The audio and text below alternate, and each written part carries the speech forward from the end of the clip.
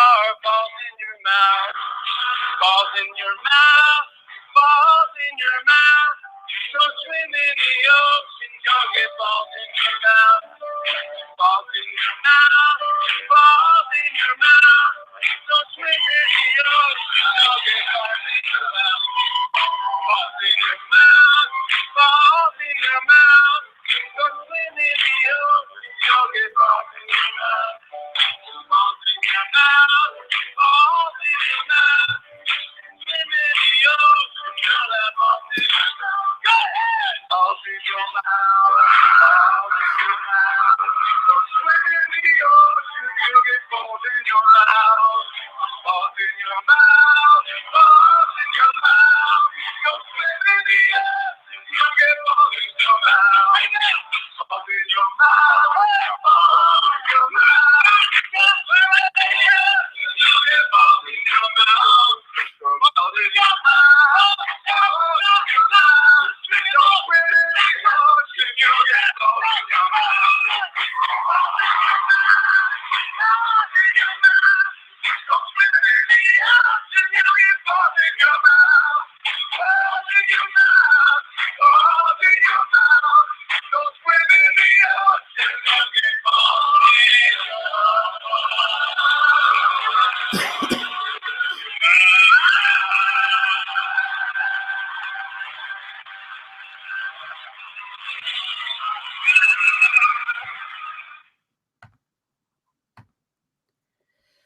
What's up,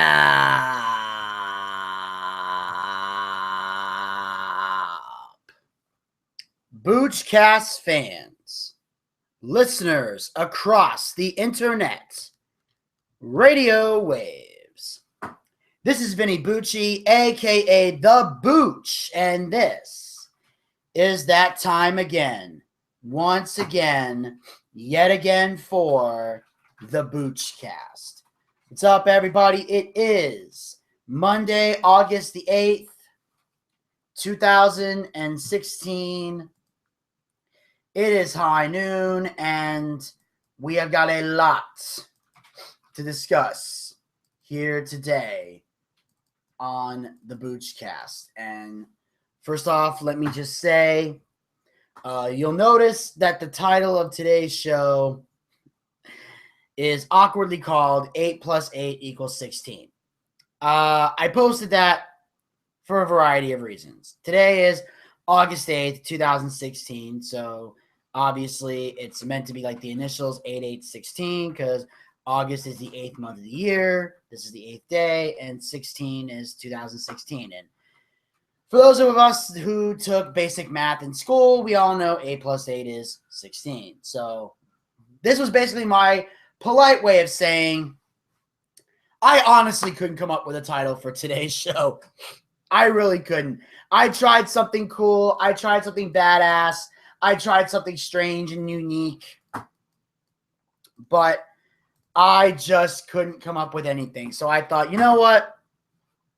8 plus 8 equals 16. Let's see if this works. It's different. It's unique, I guess. So I figured, hey, let's give it a try. And I did. So we'll see what kind of traction it gets. We'll see how serious people take it. Hopefully everything will work out splendidly. And I do have quite a few stories to get into today here on the show. Do have a lot to talk about. It's very, very interesting. First off, I have to give a shout out to the Monday co-host, Gator Ricky Ross. Yes, Gator Ricky Ross. Basically, here's the deal with Gator Ricky Ross. As you guys know, Gator is a Monday co-host. He calls in every Monday. We have some fun. Obviously, his schedule's changed a little bit now that he's full-time at his job. So he only calls in for a little bit now instead of the whole show, which is fine. However, Gator will not be joining us on the show today. I received a phone call from Gator Ricky Ross over the weekend. We had a conversation, And Gator is currently in Fort Myers, Florida, taking care of his sick grandfather. I think his grandfather's having a triple bypass surgery, and the whole family is there right now. And he had to take the day off. He had to take not day off, but take some time off from his job. And they've been very understanding. They told him, hey, take all the time you need. Go take care of your grandfather. So they're all down there now, taking care, making sure he's all right. And we wish his grandfather a speedy recovery here on the Boochcast. And we also hope to see Gator Ricky Ross back on the show soon. He said hopefully next Monday he'll be back on the show. That's the goal. But if it doesn't happen and he needs more time, I am more than welcome. I am more than capable and more than welcome to give him more time. Because don't get me wrong, I love the Boochcast and I take this show very seriously. And even though we do a lot of bits and comedic stuff on the show, at the same time, I expect anybody that co-hosts this show with me to take it seriously as well. But at the same time, I am an understanding person in the sense that family comes first and your work comes first. Because my co-hosts don't get paid to do this show. Well, I don't get paid to do this show. So I'm grateful to anybody that donates their time to come on the show, whether it's to A, talk wrestling, or B, come up with comedic bits, or C, be entertaining. Because even though I do talk a lot about wrestling, I try to make this as much of a variety show as possible. I don't want people to be afraid that, we have to talk about wrestling and only wrestling. And I don't think that's something that we should be restricted to, but it should be a huge chunk of the show should revolve around wrestling. Because that's my area, because in life, that's my area of expertise. That is where, I have the most knowledge in, is that area. So, and I'm grateful to everybody that contributes their time. There's a lot of them. And I am, very grateful to Gator Ricky Ross, as well as, Elvis Dolinsky, Desmond Dagenhart, all those guys that contributed their time and their busy schedule to be here on this show. And, and the show, with their help, is growing by leaps and bounds. In fact, there's a gentleman by the name of Jordan Garber, who is actually looking for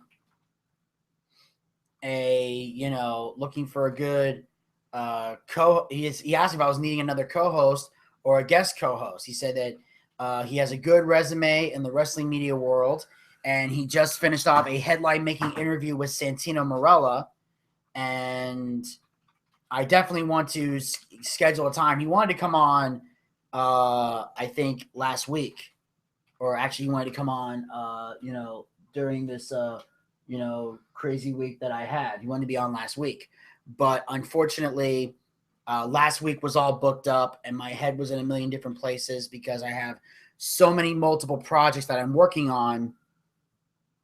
But I definitely want to talk to Jordan Garber about having him on the show because he seems to be very knowledgeable in wrestling. I listened to his interview with Santino Marella, and it was great.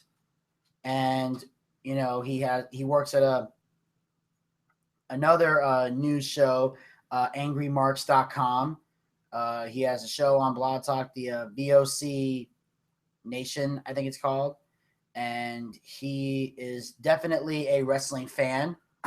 Definitely seems to know what he's talking about. And, I look forward to talking with Jordan down the road and seeing if, we can work something out. See if Jay and I can work something out. So I definitely look forward to talking with Jordan and seeing if he'll be a great addition to the show, figure out where I can place him and what he really knows and doesn't know, because that's going to be helpful too. What shows does he really follow?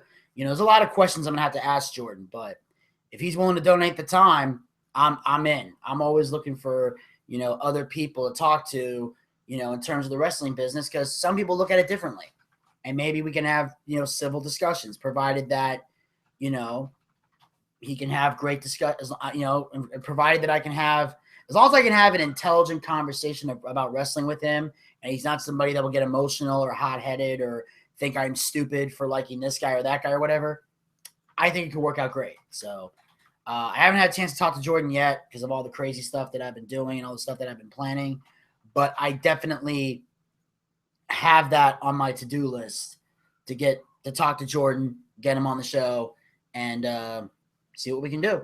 So that is a definite. But yeah. At the end of the day, these guys, they donate their time to be on this show. They take time from their days off, their busy schedules, their lunch breaks, whatever, to call in and be part of the show, and I'm grateful to all of them. So I tell them all the time, you know, your job should come first, your family should come first, all that.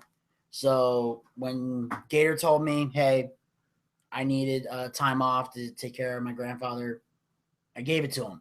You know, on the days when, you know, before Elvis got his new job, when he couldn't be in the studio because he had to go pick up Zoe from school or take care of Zoe, I let him go do that. You know, when Desmond wasn't available because he had work or family issues, all right, man, go. You know, I can only do these 2 days because I work all the other days. All right. You know, I'm very flexible with the schedules because I understand that these guys are donating their time. Now, if I was paying them, I might be a little bit more strict, but I'm not because I can't, so I don't worry about it. So that being said, Gator, we do, like, one more time, we hope your grandfather has a speedy recovery. We wish him the best of luck, and we hope to see you back in the studio. Back on the show, I should say, next week. So I look forward to that. And so basically, it's just going to be me today doing the show. And also, another announcement I want to make. The thing I'm about to get into right now is I'm going to do a recap today of TNA Impact Wrestling. I was supposed to recap TNA on Friday.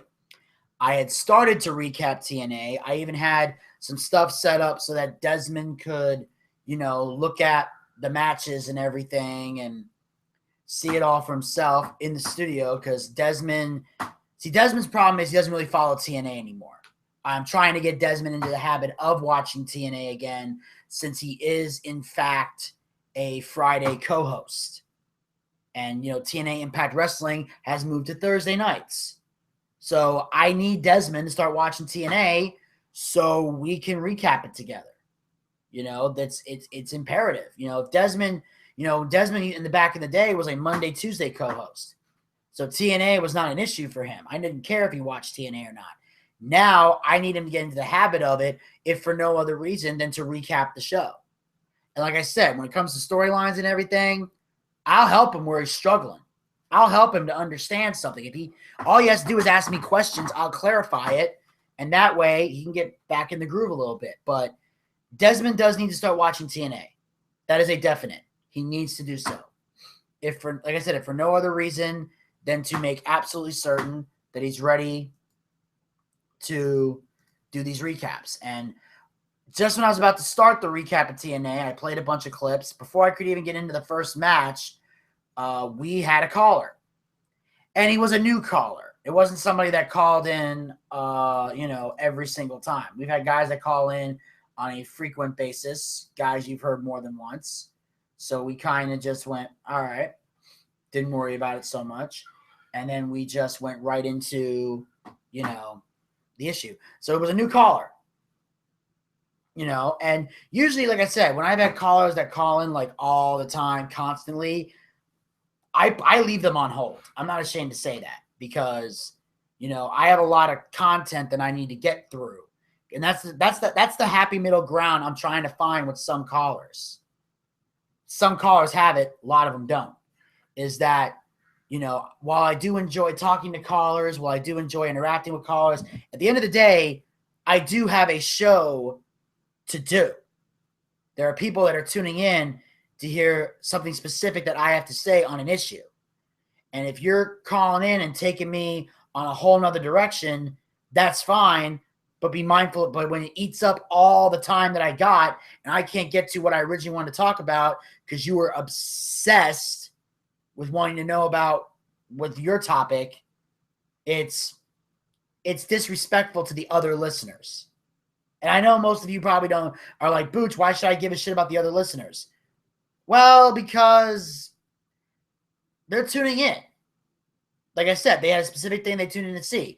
Like, there are some people that probably tune in on Friday to hear what I had to say about TNA. Because that's the only day I'm going to talk about it. And it got taken away from them. Because I went on an 1.5 hour long conversation about the age of consent. Now, and I know that he wants to have another debate about this in the future and have me bring other people on the show, and I'll plan to make that happen. I know he's got the guy Bobby from LA, he's got like a book that he wrote. I want to see if I can get a copy of that book and at least read it before I have him on the show. Because I always believe in reading a book before, if somebody has a book to plug or a book they want to plug, I make an effort to read that book before I bring them on. Because that way I have a better understanding of what they want to talk about. And I better understand who they are. And the conversation was great. I didn't necessarily have a problem with the conversation itself, just the fact that it took too goddamn long. And it got to a point where everybody was repeating themselves and I was getting annoyed. So, if you want to call in, but try to stay within a reasonable time frame so that I'm not having to postpone and move shit around. And that's why I'm going to say right now, I'm sure there's a lot of people that are going to want to call in today, but please understand this. I'm doing this recap of TNA today. This is the only day I can do it. So until I finish this recap, I'm not taking any calls. Old or new. I'm not taking any calls. And if a new caller calls in, I might just throw up a reminder like, I am not taking any calls right now. Now, when I'm done talking about TNA, I'll take all the calls that come in. Because then I can have open space to talk about that. I will listen to every other phone call and talk literally about anything you want to talk about. Age of consent, age of consent, politics, whatever the hell, wrestling, sports, whatever the fuck you want to talk about. When I'm done with TNA, I'll take all your calls. But until then, it is just going to be TNA from this point going forward. Because I have to get this done. And Bobby in LA prevented me from getting this done. And I'm not necessarily mad at him, but I am a little frustrated about it.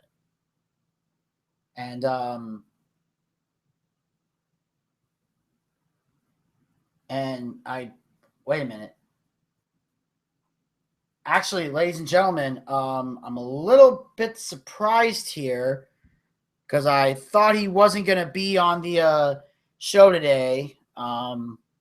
So normally I'm supposed to give a huge introduction, but I'm a little shocked right now. So I'll just say, ladies and gentlemen, please welcome. Ladies and gentlemen, I think this is Gator Ricky Ross.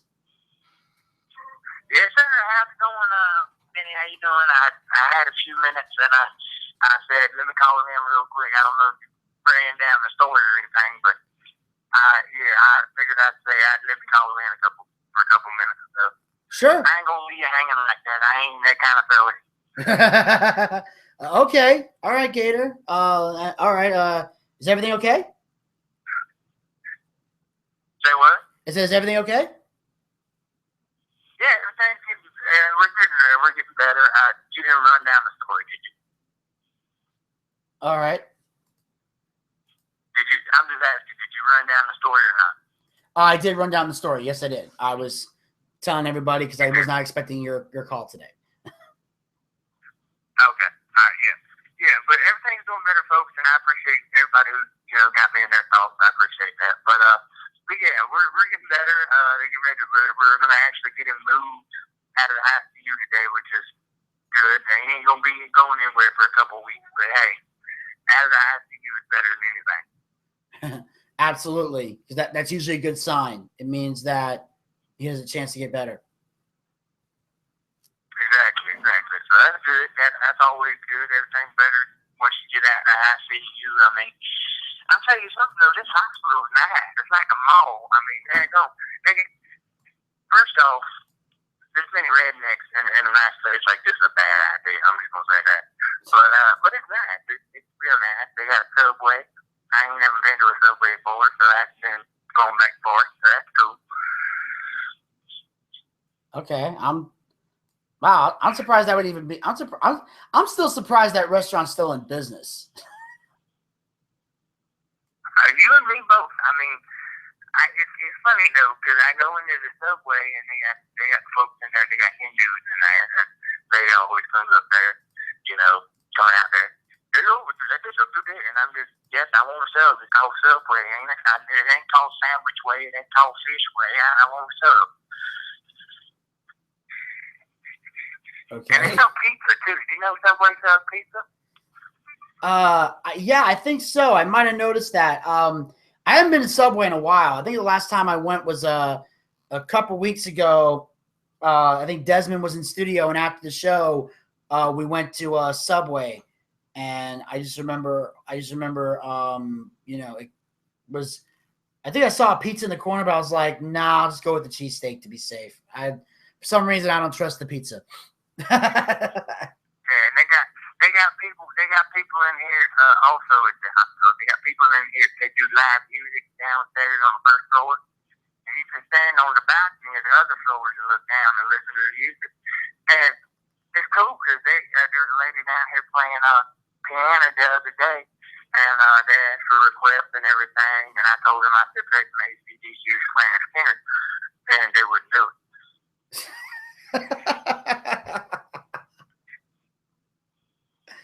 That's cool. A live band in a hospital? Like, how do you book that gig? Not really a band. It's just a piano.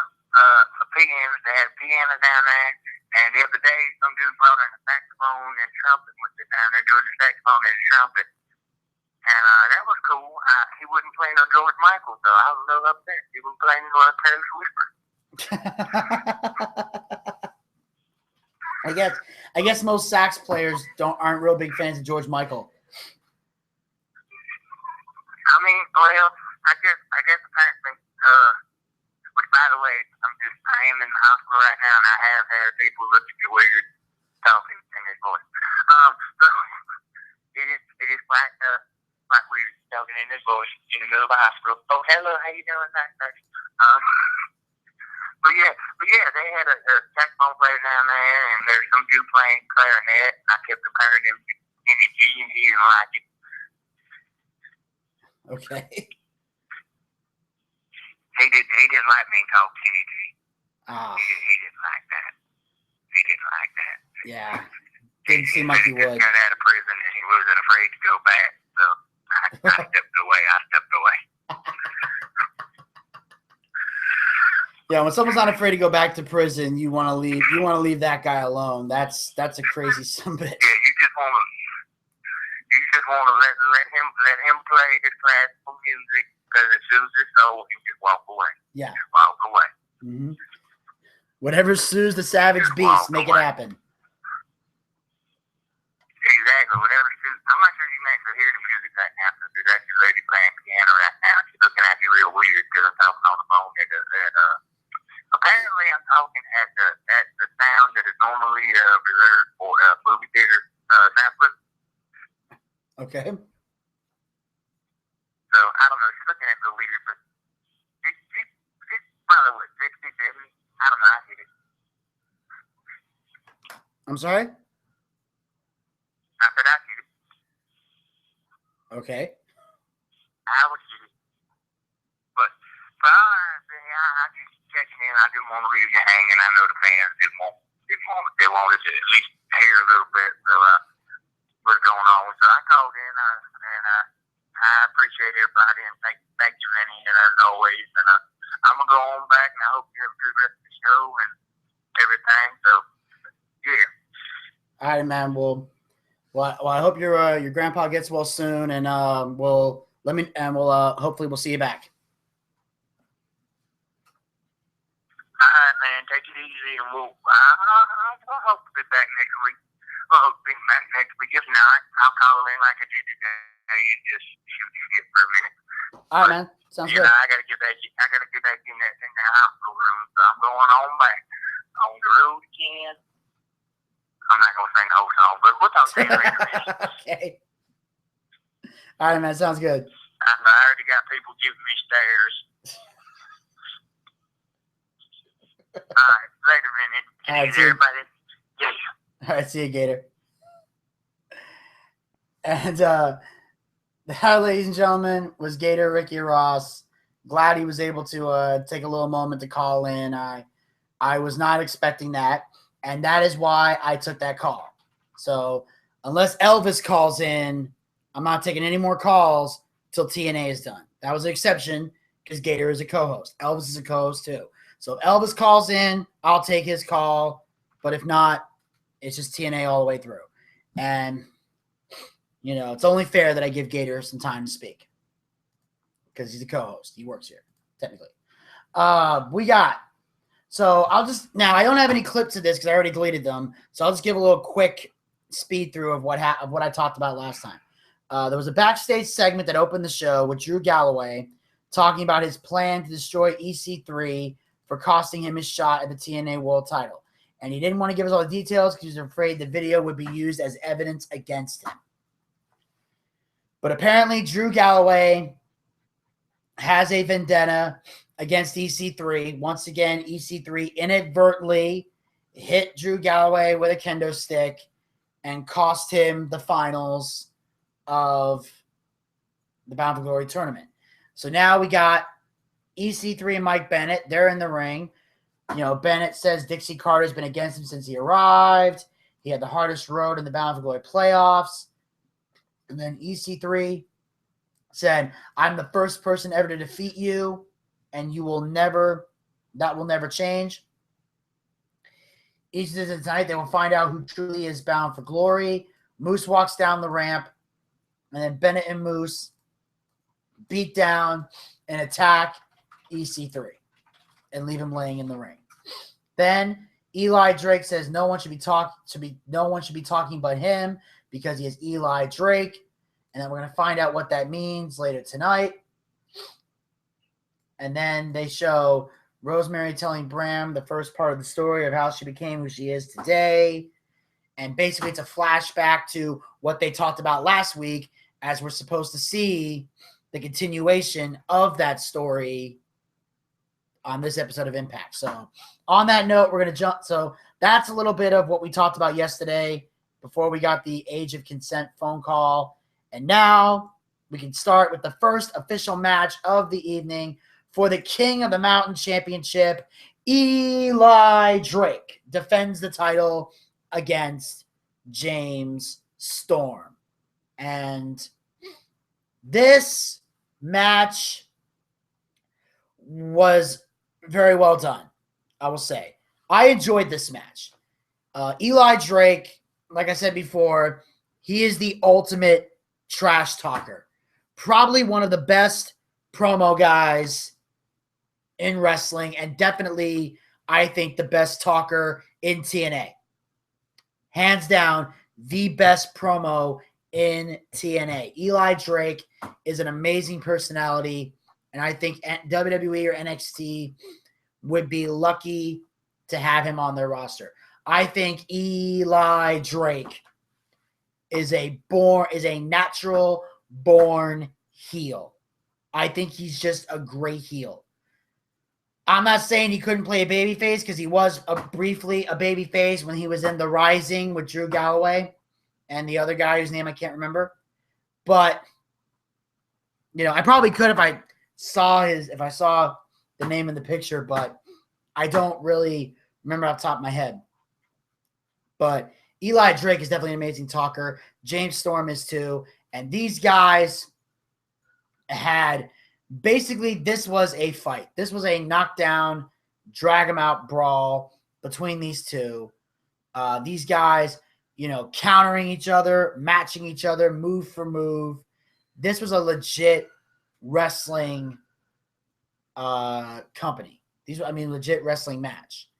And of course, at one point, Eli Drake rolls to the outside to grab the King of the Mountain title.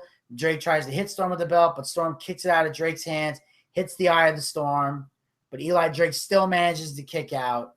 And that's what's amazing about this. These guys hit each other with every move they've got, and they're still kicking out like crazy. Then Drake grabs Storm's beer, takes a swig. Drake spits the beer in the referee's face. Storm rolls up Drake, but the referee's trying to recover from the beer in his eyes. Drake hits Storm in the head with the belt. Drake goes for the pin. Storm kicks out. Drake attempts a springboard move, but Storm hits him with the last call super kick in midair. In fact, it's almost similar to Shelton Benjamin and Shawn Michaels. When Shelton Benjamin did that springboard move and Shawn Michaels just super kicked him in midair. The only difference is Shelton Benjamin can jump higher than Eli Drake. So it's not as devastating. Because Shelton got a lot of air. Because Shelton Benjamin is an amazing athlete. So when he did that leap, it was amazing because Shawn had to kick his leg up really high to, boom, nail him with that super kick.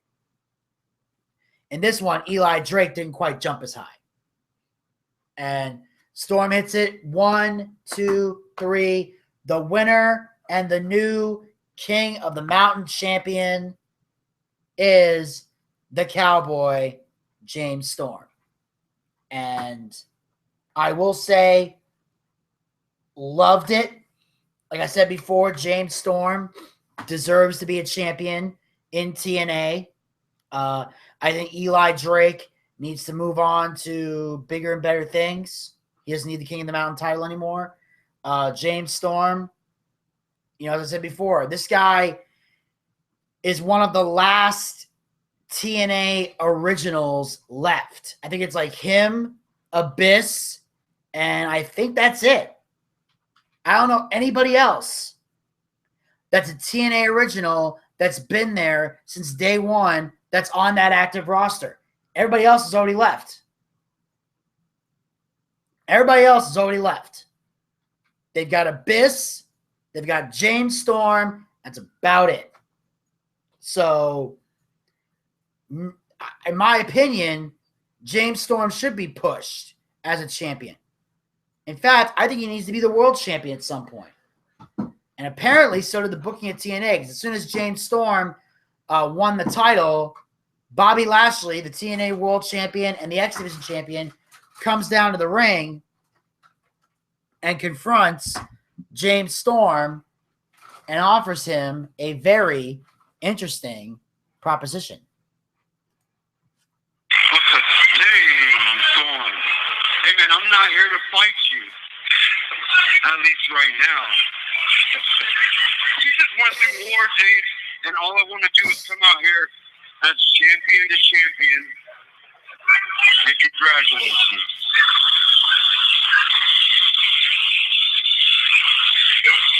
There you go. You see, Dave, because these things right here are championship titles, and you and I have these because why? We beat people. People right now, every major sports team right now, people try to send them these championship belts. For what reason? James. I like every sport, but you don't see me running around with the NBA trophy or anything like that, do you? I have this right here, the X Division title. And then this title right here is the TNA World Heavyweight title. Because I beat somebody for that also. I kind of like that title right there. It was 5 years ago that I won that exact title. And we had one hell of a party right here in the Impact Zone. The guy that I beat for that title was an Olympic champion. And I beat him under a minute. You're just an NCAA champion. I could probably beat you in 30 seconds.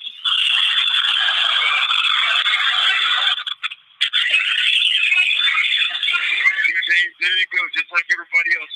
Right next to your ass kicked down. You know the deal, James. I can see it in your eyes. I intimidate you like I intimidate everybody else. Because right now, you know it, and everybody in the back knows it. There's not a single wrestler in this entire business that's even close to me. I am the best, and I came to collect every title around here. And right now, you have something that I want. Well, guess what? You have something that I want. And I have mad respect for you, but let me tell you something. I fear no man, and no man intimidates me. But I'm pretty sure the night after we meet, your fists are going to be pretty sore for punching me in the face. But my foot is going to be real sore for kicking your damn teeth down your throat.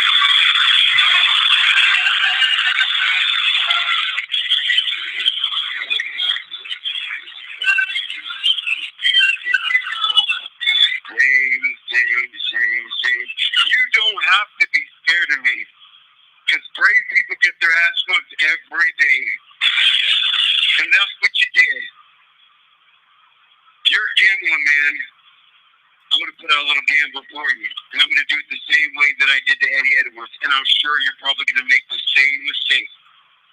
If you want to fight me, let's fight. And we're going to do it like this.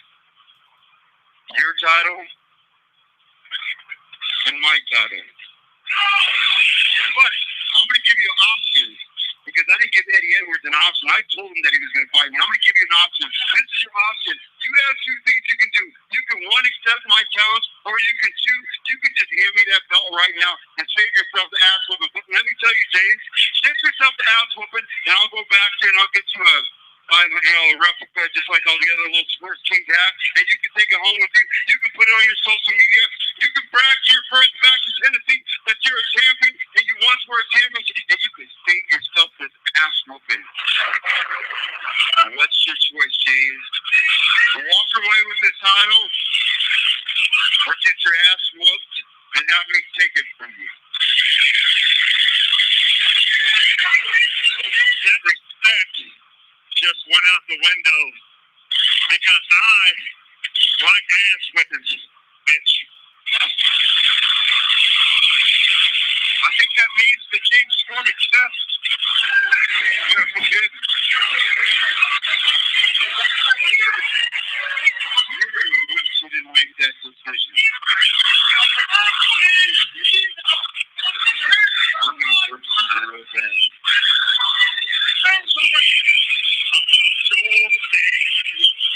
James Storm is putting the ticket up the championship on the line. World Championship. Well, there you have it. A groundbreaking announcement from Bobby Lashley. We get a title versus title match. Now, the illusion that was created from this, or the impression that I got, was that it was going to be the King of the Mountain title versus the TNA World title, which means Bobby Lashley was going to remain X Division champion regardless. However, later on in the show, they make the announcement that it will indeed be titles versus title. So it turns out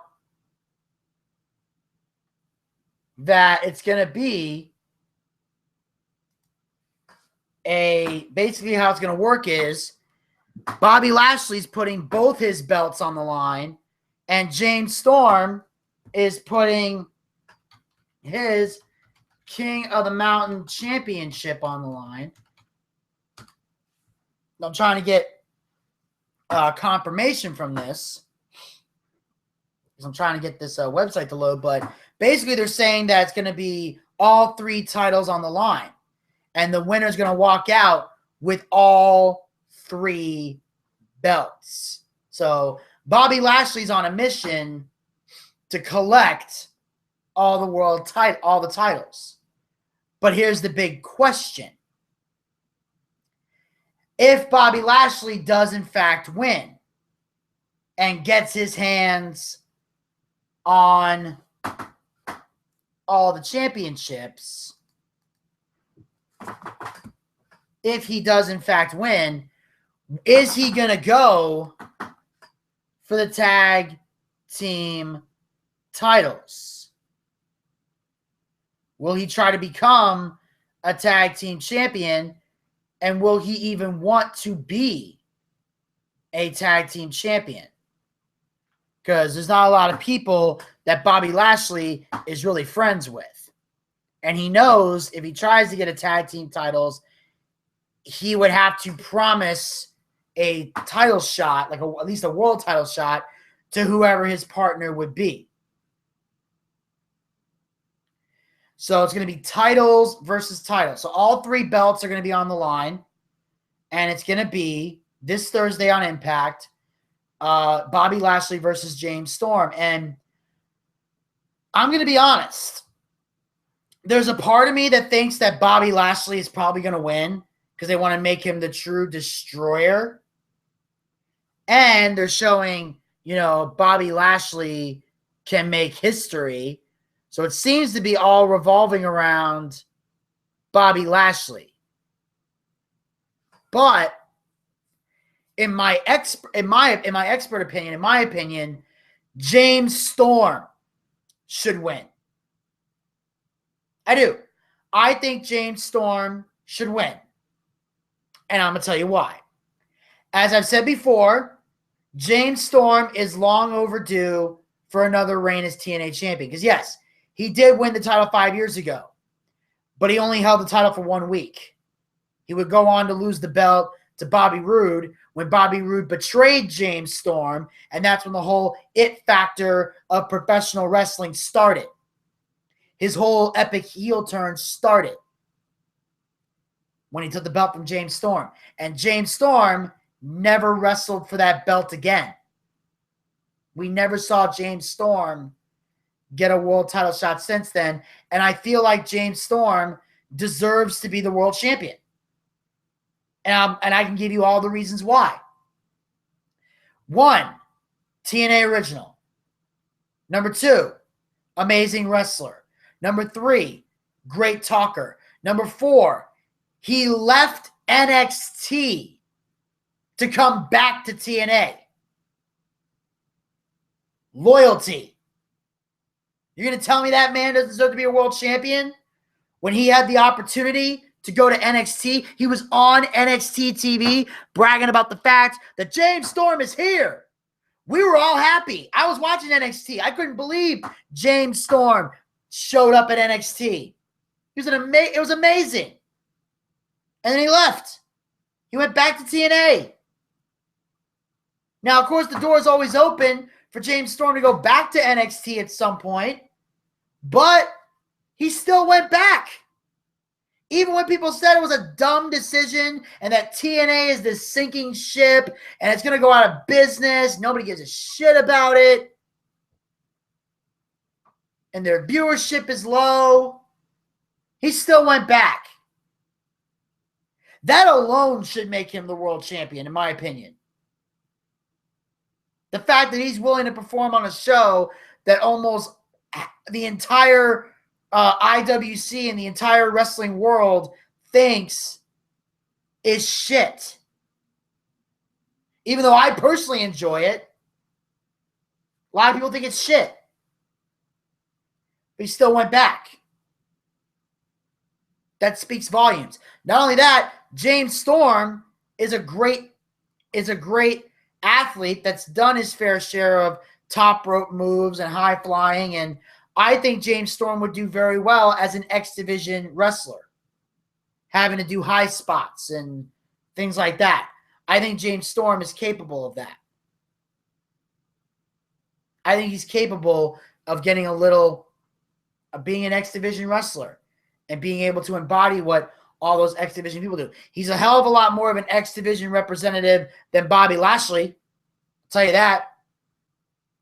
Yeah, he had a ladder match with DJZ, but the ladder match was garbage. It was basically DJZ did all the high spots, and then Lashley just pressed him over his head, slammed him off the ladder, and grabbed the belt.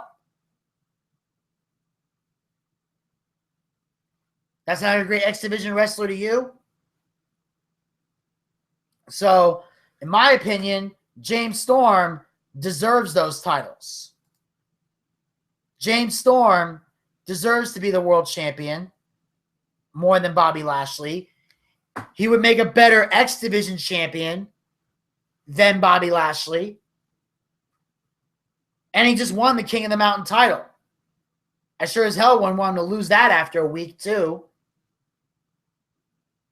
Not only that, he had to drop the tag belts to Decay because Bobby Roode went to NXT. After James Storm came back, they reformed Beer Money. Bobby Roode decides, he has a payment issue or whatever issue with TNA and a money dispute, and he leaves. He quits. He goes to NXT. Don't get me wrong. I was glad to see Bobby Roode in NXT. I thought he cut an incredible promo in NXT. I talked about it, showed it, enjoyed it. But facts are facts. James Storm, in terms of titles, I don't think he's being treated fairly. And if James Storm's not booked to win this world title, then in my opinion, I think James Storm needs to go to NXT then. If you're not going to make James Storm the TNA World Heavyweight Champion, then I believe you are wasting his time. He might not see it that way, and if he doesn't, that's fine. Whatever he wants to do, it's his life. But me, if I leave the WWE and come back to another company, especially one with a bad reputation, I expect to be a world champion at some point. If you have no intentions of putting the world title on me, then I'm better off staying in NXT, where they appreciate stars. I'm sorry. Bobby Lashley has no business winning all the belts. And if he was going to win all the belts, if your goal is to make Bobby Lashley the King of the Mountain champion, you might as well have let him just take it from Eli Drake, who's been running his mouth about Lashley. You might as well have Bobby Lashley beat the hell out of Eli Drake and take the King of the Mountain title that way. Because to not put the world title on James Storm is bullshit. If you want Lashley to keep the X Division title, let him. I wouldn't give a shit. But James Storm deserves to be the world champion. Let him hold the belt and then let him drop it at Bound for Glory if he has to. Let him be champ for about 2 months. And then maybe at Bound for Glory, he can drop the belt there if necessary. But I don't know. Sometimes I feel like James Storm is wasting his time. But we'll find out next week. And on that note, we'll move on to the backstage area here, where we see Gail Kim and Maria. And, of course, Allie is there as well, being annoying.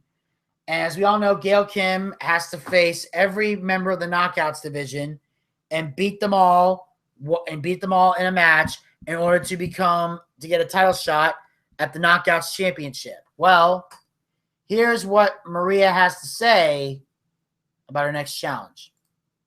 There are so many knockouts you have to face before you get a title shot. I mean, I just wish you were facing tonight. Well, there's just so many to choose from. Maria, so I had this really great idea.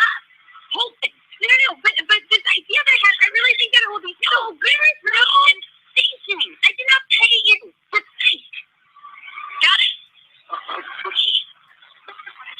You want to know who you're facing? Yes, I do. Please tell me. It doesn't matter who you're facing. You are never going to get that championship again. Never. Never, ever, ever, ever, ever, ever, ever, ever. You want to know who you're facing? Allie.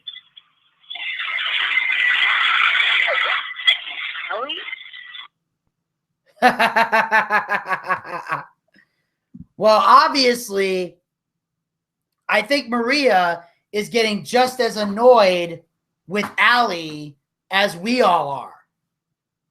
Jesus, I thought Vicky Guerrero was the most annoying annoying female in the wrestling business. Allie's got her beat. Dear Christ. It is brutality on the ears. It really is. And now, of course, we find out Gail Kim is going to be facing Allie. Now, as we all know before, Allie is a female professional wrestler. She wrestles as Cherry Bomb on the independent circuit. So it's not like Allie is a person who's never wrestled before. She has. She's just not in TNA as a wrestler, and I believe she should be. Allie needs to start working in the ring a little bit. Just for the simple reason that, like I said, they need more knockouts that can wrestle. And because if they don't, it's just the division's just going to get boring if it's the same women over and over and over again.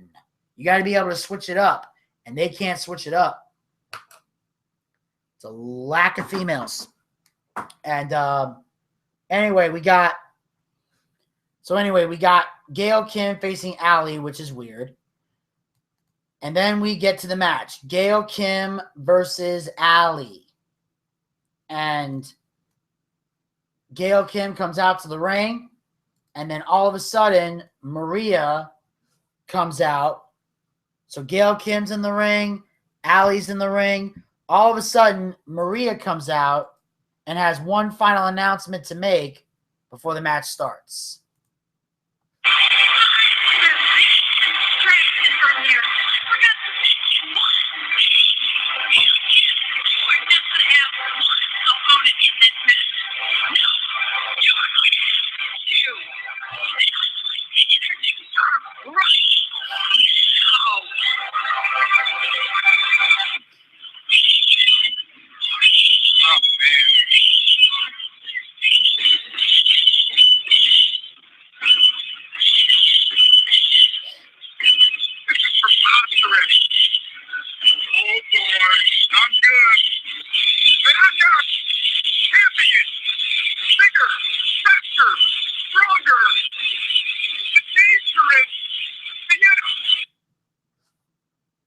Well, we've got the TNA Knockouts champion Sienna teaming with Allie. So obviously, this is a bit of a curveball for Gail Kim.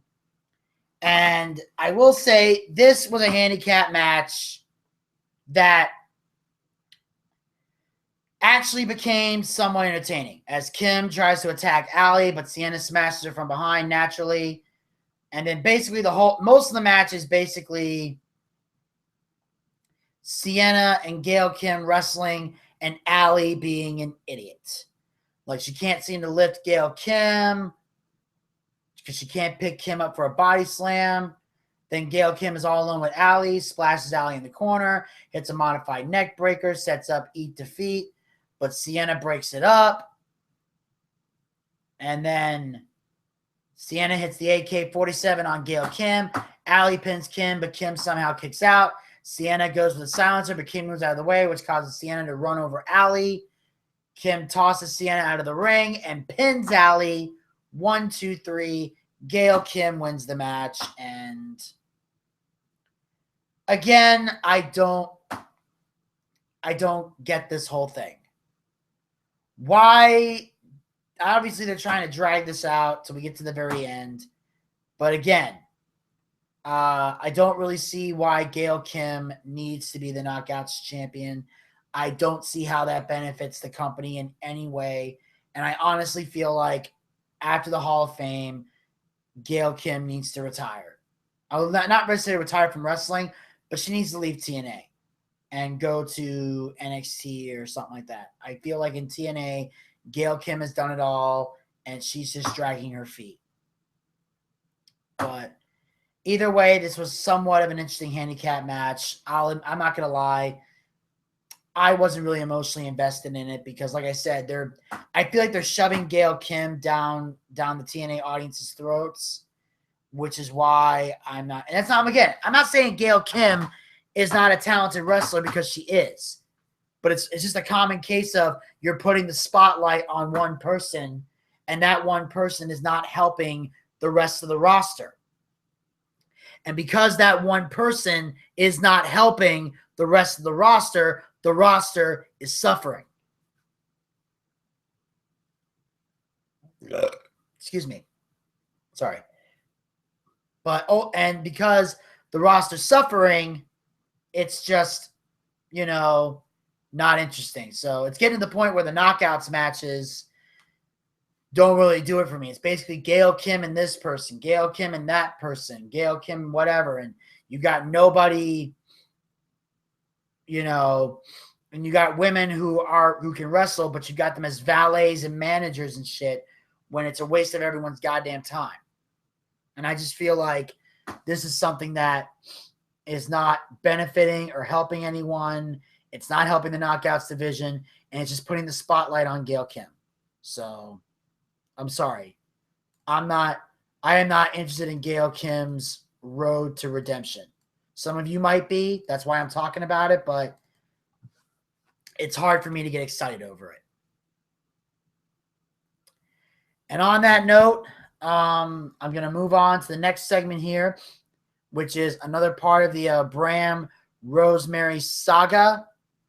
And here's, as we don't know, it's now set with Bram and Rosemary are at an undisclosed location. I think they're inside the barn, and Rosemary is struggling to want to tell Bram the truth. You need to tell him. Right, I'm thinking it's getting pretty late, right? And maybe we should think about getting back or something. Because to be honest with you, there's bad things I could be doing. I could be drinking a pint now, or you know what I mean, pushing football or something. You know what I mean? Maybe we should just think about heading back. Please don't go yet. I'll tell you, I promise. I'm thinking my whole life to tell somebody this. I want to tell you. Now.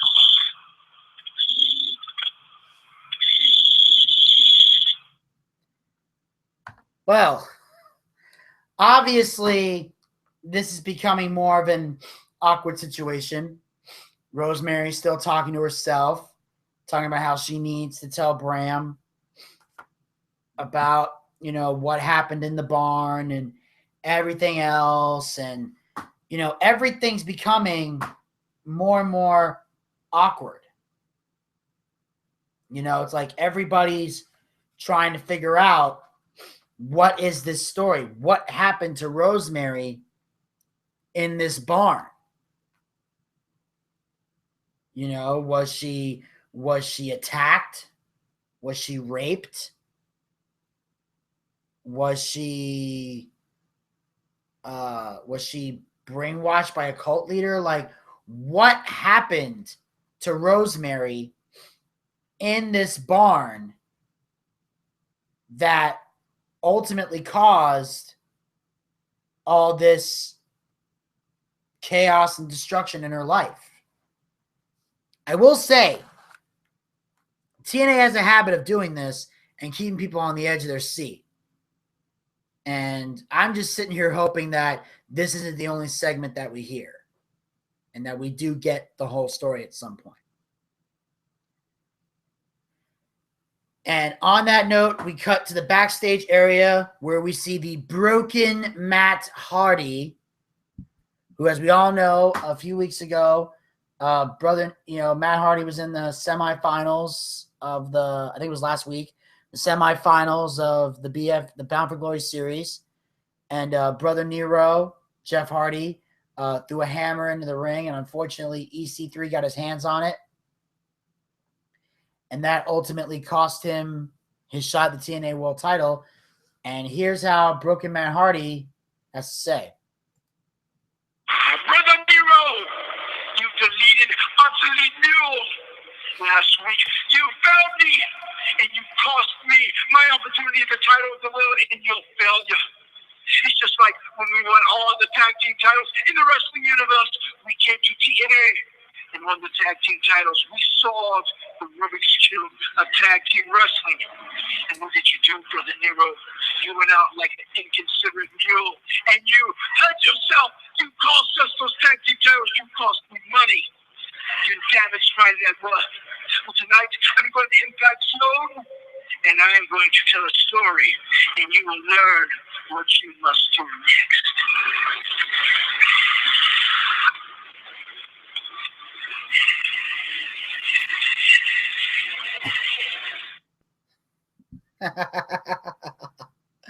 I have said it before, and I will say it again. I love Broken Matt Hardy. This is probably the single best segment, interview, character I have ever seen. Not this particular segment anyway, but this is the best character. Matt Hardy is a fucking genius in wrestling. He truly is. This is a great gimmick. It has gotten over tremendously. It is the most talked about thing in wrestling right now, other than Brock Lesnar and the whole doping thing. This is amazing. I love this gimmick. I quote it. I love it. I am in awe of how talented Matt Hardy is with this new gimmick. The deleted, obsolete mule, known as Brother Nero. The way he talks, the way he puts words together in a sentence. He is unbelievably talented. And he displays it again. And again, here's the thing. He's right. Jeff Hardy went and hurt him, got his leg broken while being a dumbass riding on his dirt bike. Here's the thing. I said on the Boochcast, when the Hardys won the tag belts, how pissed off I was that Jeff Hardy did that. So I side with Matt completely. I was mad when Jeff Hardy broke his leg and the Hardys had to surrender the TNA tag team titles. Because I felt the Hardys would have did amazing as tag team champions in TNA. I would have loved to have seen them take the belts to new heights and then eventually put over the right team. Especially with the fact there's not a lot of tag teams in WWE right now. We got the Bromans, we got the K, and that's it. That's why it's mostly been them fighting. So, of course, we got the Wolves. We'll eventually see them fight again. Eddie Edwards and Davey Richards, especially with TNA being live on Impact. With TNA being live, I think the Wolves should be there to have some kind of match. But, the tag division's practically dead. So it would have been great to see the Hardys do that. Well, obviously, Broken Matt Hardy has a message for Brother Nero. He steps into the ring. And here's what Broken Matt Hardy has to say about the next task for Brother Nero. Tonight, we go to the genesis of the Brother Nero story. Thank God one summoned my obsolete mule.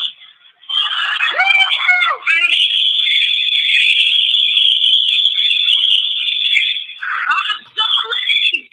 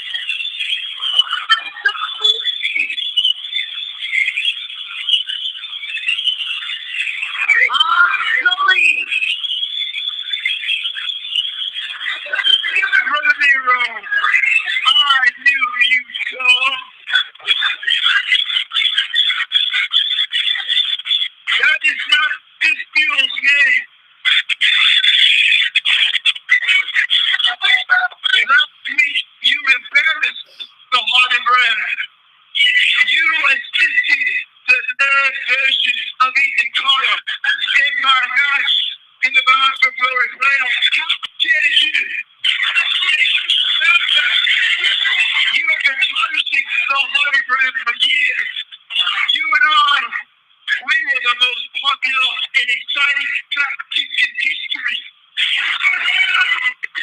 And everyone always loved you more. Why? Because you were nothing more than a risk taker that would jump from any height. You were nothing more than a smart monkey. An honorable above gorilla. It's sickening. I only came to see you there to win the world tag team titles with you. And when we won them, you intentionally and savagely injured yourself. You betrayed me. And then I went on to win the world heavyweight title. And you betrayed me again. To you. You took so much money out of my pockets. Now it's time for you to put that money back in my pockets. It is time for you to atone for your sins. Starting tonight, you will embark on an odyssey and you will regain the world tag team titles that we never lost. And you will do it on your own, by yourself. I will break your back, and I will make my network grow. And you will win this match tonight without jumping off the top rope. You are banned from jumping off the top rope anymore. You will no longer be an honorable above gorilla. Senior Rider, please give me a licensed official to the ring. And also, send them those young prospects sitting on now.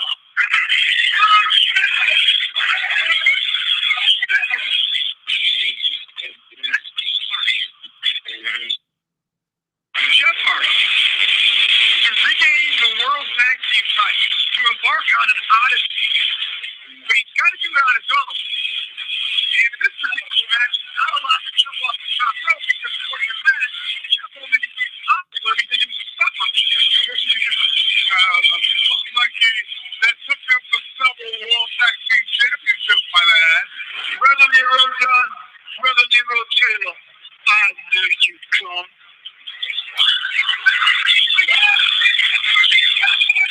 You don't need to worry about me, you hustling Nero. You need to worry about these two thoroughbreds. You need to worry about winning the World Tag Team titles. Go. That's all you need to focus on.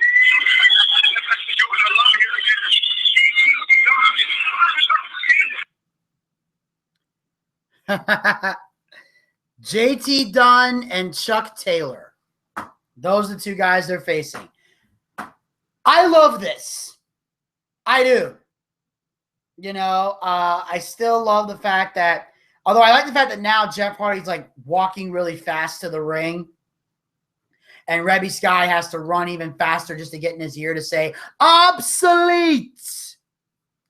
You know, she has to really try now to go after him. And I like that. Jeff Hardy is somewhat trying to stand up for himself, you know, despite the fact that he has all these obstacles working against him and the fact that for the duration of Jeff Hardy's contract, Matt Hardy owns him. Basically, once Jeff Hardy's contract in TNA expires, Matt Hardy no longer owns that intellectual property, from what I've heard. Because Broken Matt Hardy did an interview on Talk is Jericho, and I heard a little bit of it, but I definitely want to listen to the whole thing. I don't know when I'm going to do it, but I'm going to do it, and I freaking look forward to that opportunity to be able to hear that, because I think that is probably the coolest thing I've heard thus far, is this segment. I think it's great. I think Broken Matt Hardy is an amazing gimmick, as I said before. And I love the fact that they are on a road to regain the tag team titles that they never lost. And it'll be interesting to see Broken Matt Hardy and Brother Nero as tag team champions and how that tag team will work. And pretty much these guys, and it's pretty much, although I will say this about Broken Matt. Here's the one thing I didn't like. The fact that he banned Jeff Hardy from going up to the top rope during the match. Because I do agree with Matt in the sense that Jeff Hardy was nothing more than a spot monkey for most of his career. I will say Jeff Hardy's a great wrestler. There's a lot of risks, but he was a spot monkey. I'm not going to take that away from him. I'm not going to disagree with anybody on that.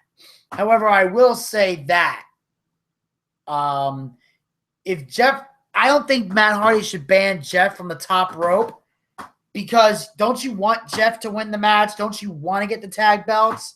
Why would you not want to appeal to Jeff Hardy's strengths, or in this case, I should say, Brother Nero's strengths, to win the title? Isn't winning the tag belts more important than making Jeff an obsolete mule? I don't know. With Broken Matt Hardy, you can't really figure anything out about the guy. But I thought that was a dumb idea to make him not go off the top rope. But anyway, that didn't stop Jeff Hardy in the match. Now, of course, this match was pretty much Jeff Hardy in the ring, fighting, in the ring, guy fighting back and forth, all this craziness. Meanwhile, as Jeff is getting pounded in the ring, a fan touched Broken Matt Hardy.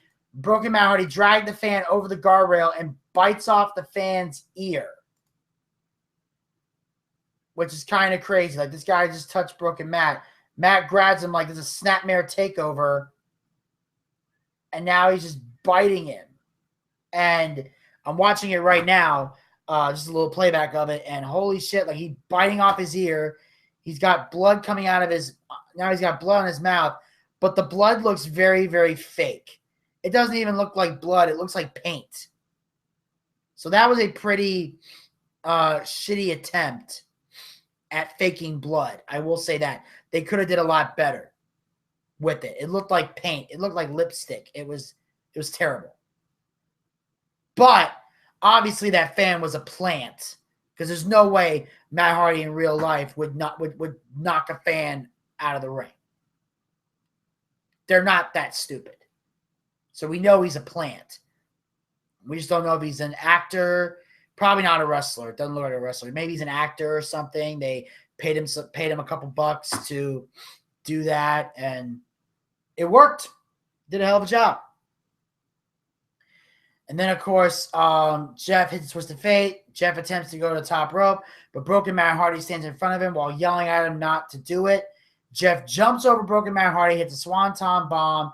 Broken Matt then grabs Jeff Hardy, tags himself in, hits a Twisted Fate on Jeff, drags him to the corner, tags himself in, and then pins one of the jobbers. 1, 2, 3, and the winners of the match are Broken Matt and Brother Nero. So obviously the Hardys, I'm just going to call them the Hardys for now. It just helps me out a lot better. The Hardys are basically on a road to winning the tag belts. Matt is pretty much taking advantage of Jeff and just letting him do all the work. Matt then came in and took the pinfall. And got the pinfall, which I guess was legal, but it's going to be great. I look forward to seeing. To me, the Hardys are the most interesting thing going on in TNA right now. They really are. And they're not even in the world title picture. And they're the most interesting thing going on. That speaks volumes to how legendary and iconic the Hardys really are. And even though this is going to be a weird capacity, I still love the fact that we're going to see them as the tag team champions. I think that they're going to work their way up, and it's eventually going to be them versus Decay, which is going to be great. The only thing that could make that rivalry better would be if Jeff Hardy became Willow, and Broken Matt and Willow were actually friends and a team. Because Broken Matt Hardy and Willow would make a great team against Decay. That would be a dream tag match right there for TNA. If they could find some way to make Jeff Hardy Willow, if they could have reunited the Hardys in that regard, then I think that would have taken this rival, that would have made them legit contenders against Decay. And I feel like that's something we could definitely use down the road. And on that note, we're going to move on to the next match of the evening, which is the tag team match, the Tribunal versus Grado and Shera.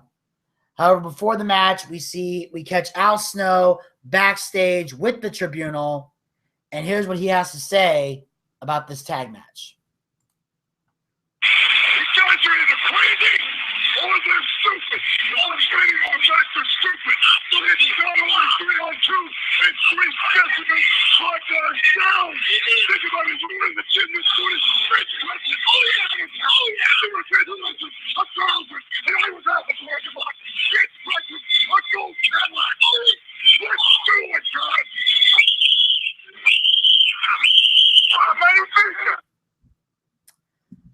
Okay, now I've seen a lot of shoot interviews with Al Snow. I've seen him educate some future professional wrestlers, not necessarily for WWE, not necessarily WWE stars, but mentored a lot of young wrestlers at his wrestling school. So I know Al Snow is very smart when it comes to the wrestling business. I'm not taking anything away from Al Snow.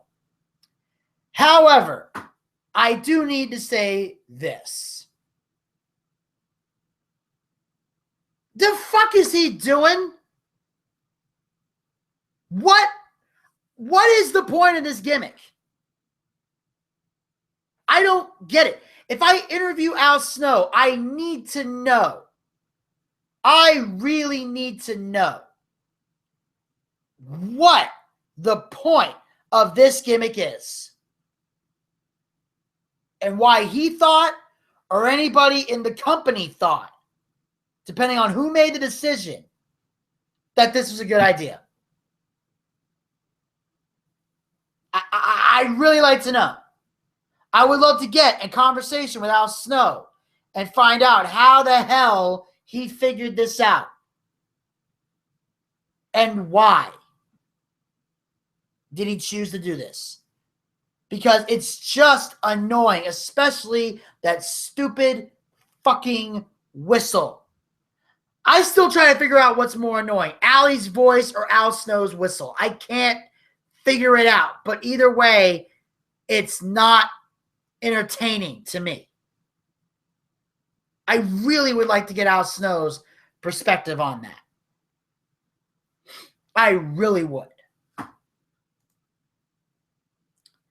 But of course, at the end of the day, we got the Tribunal and Grado and Shera.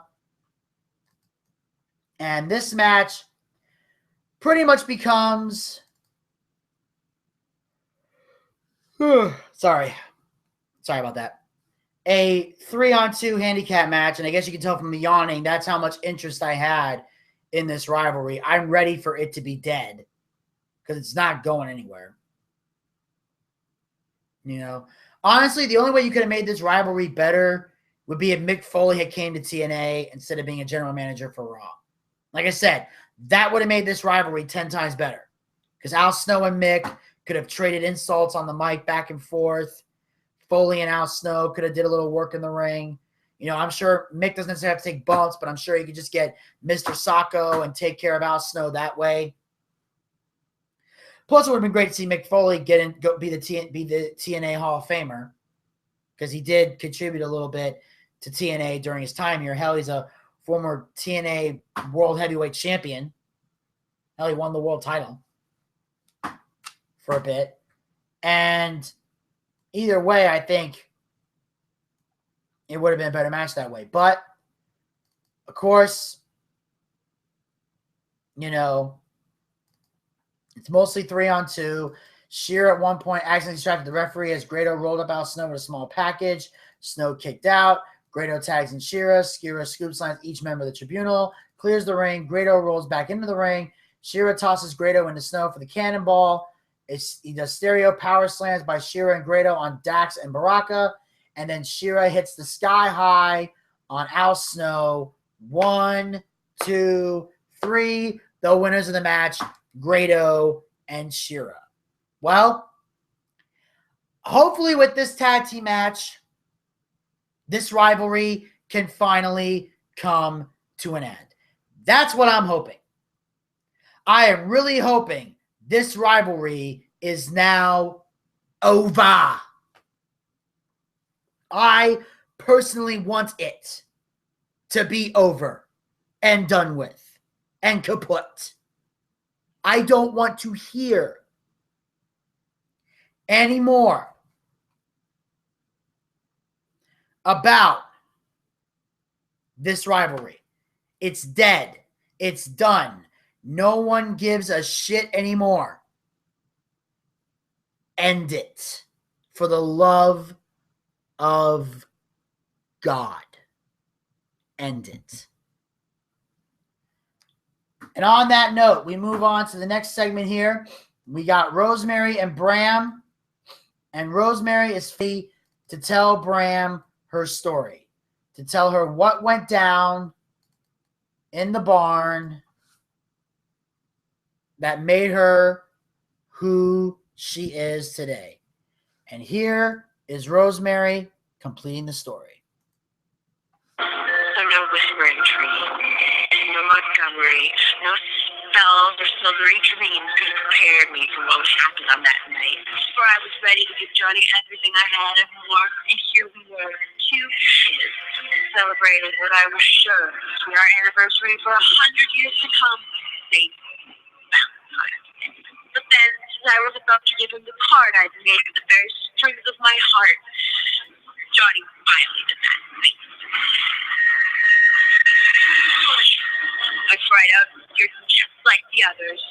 So fast as that for a fortnight after, by the light of a waxing moon. Johnny, you never forget that Rosemary is not like all the other girls. As I mixed up a potion that would make his blood run black.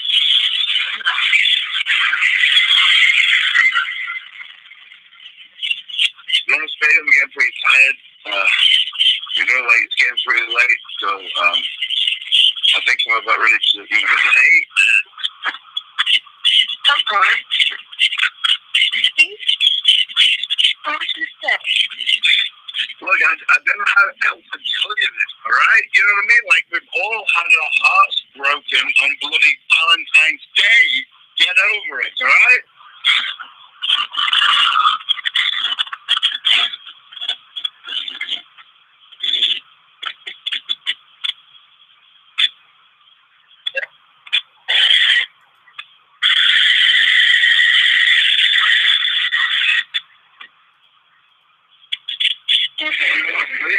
Just calm down.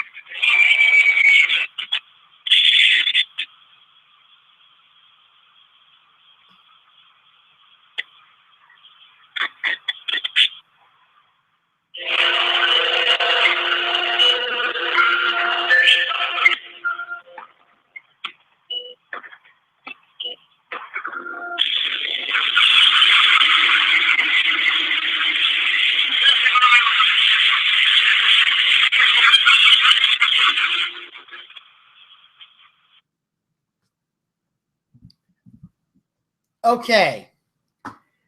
Well, I don't really know about the rest of you, but I'm finding this story so far to be a bit of a letdown.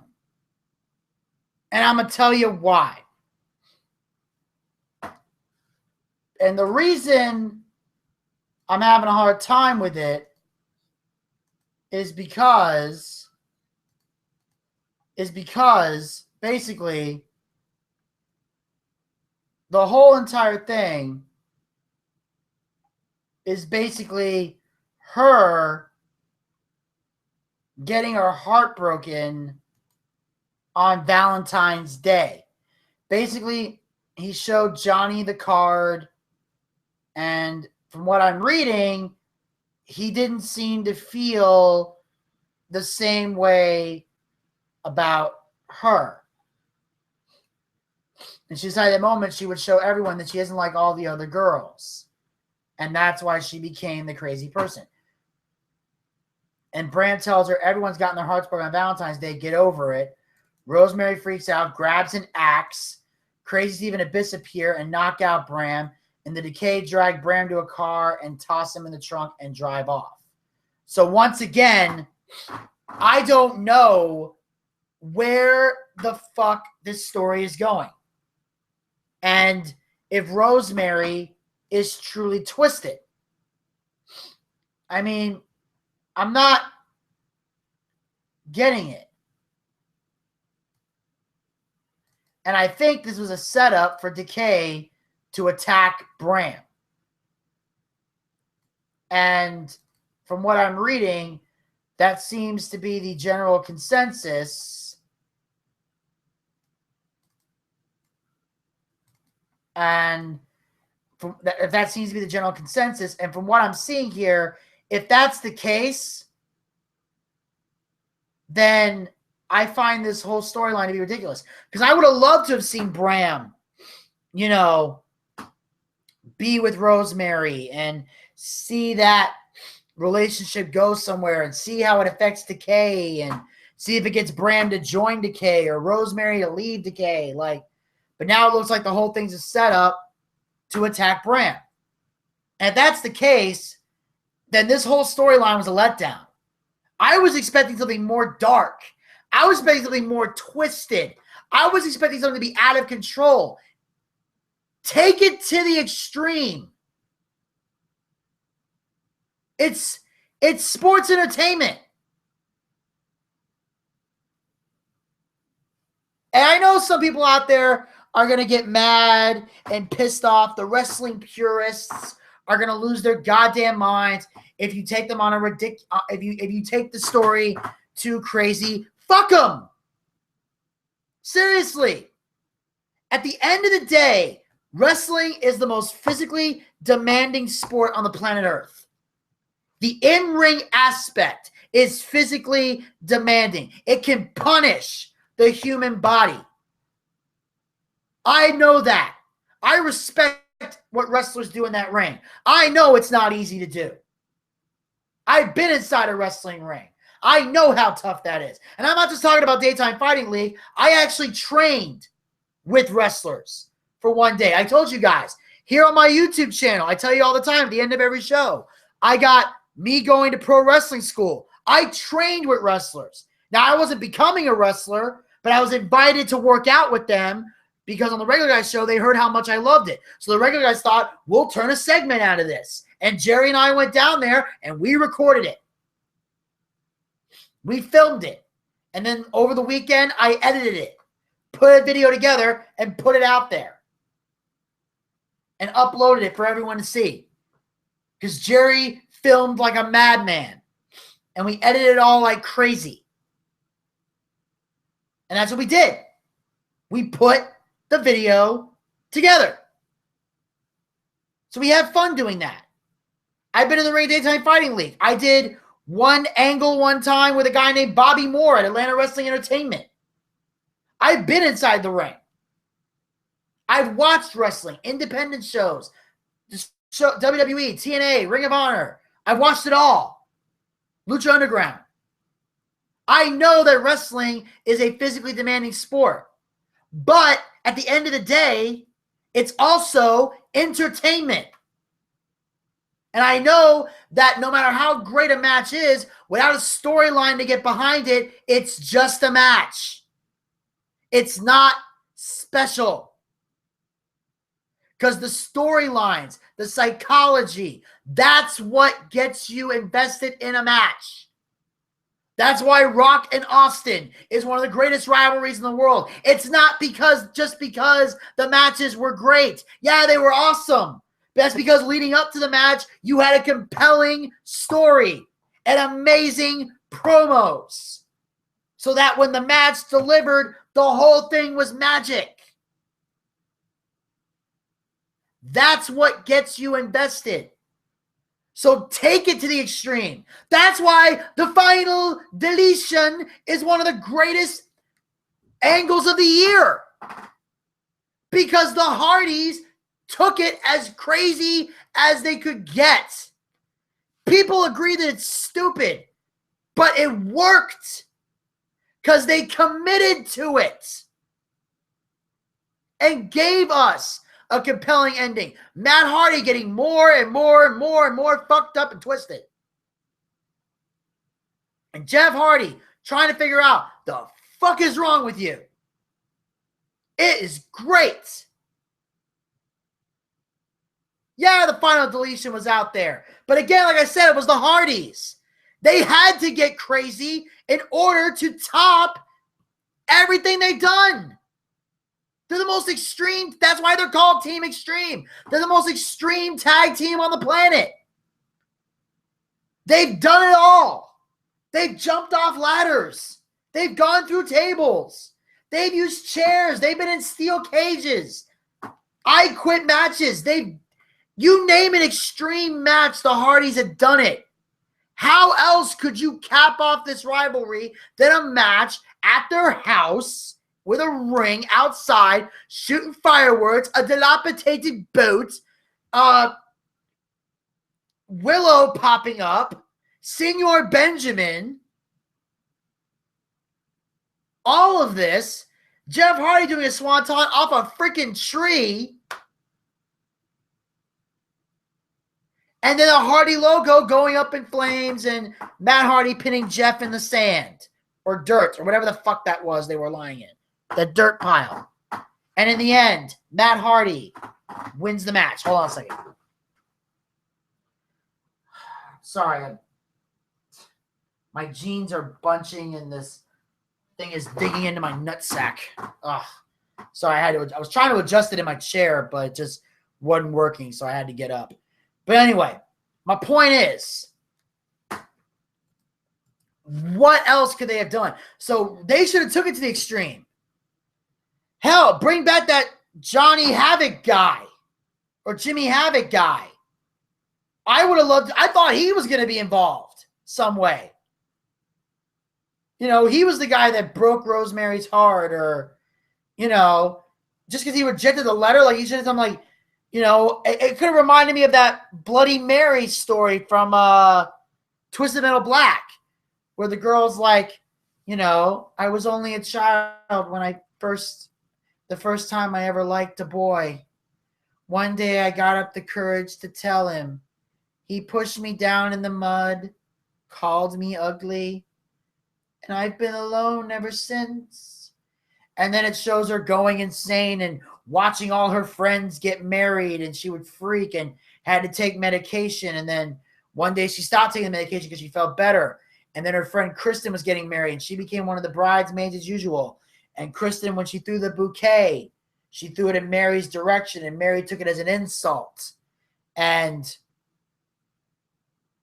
then Mary snapped, grabbed a knife, stabbed and killed Kristen, dragged her body into one of the dressing rooms and bolted the door and put on Kristen's dress with the blood stain where she'd stabbed her.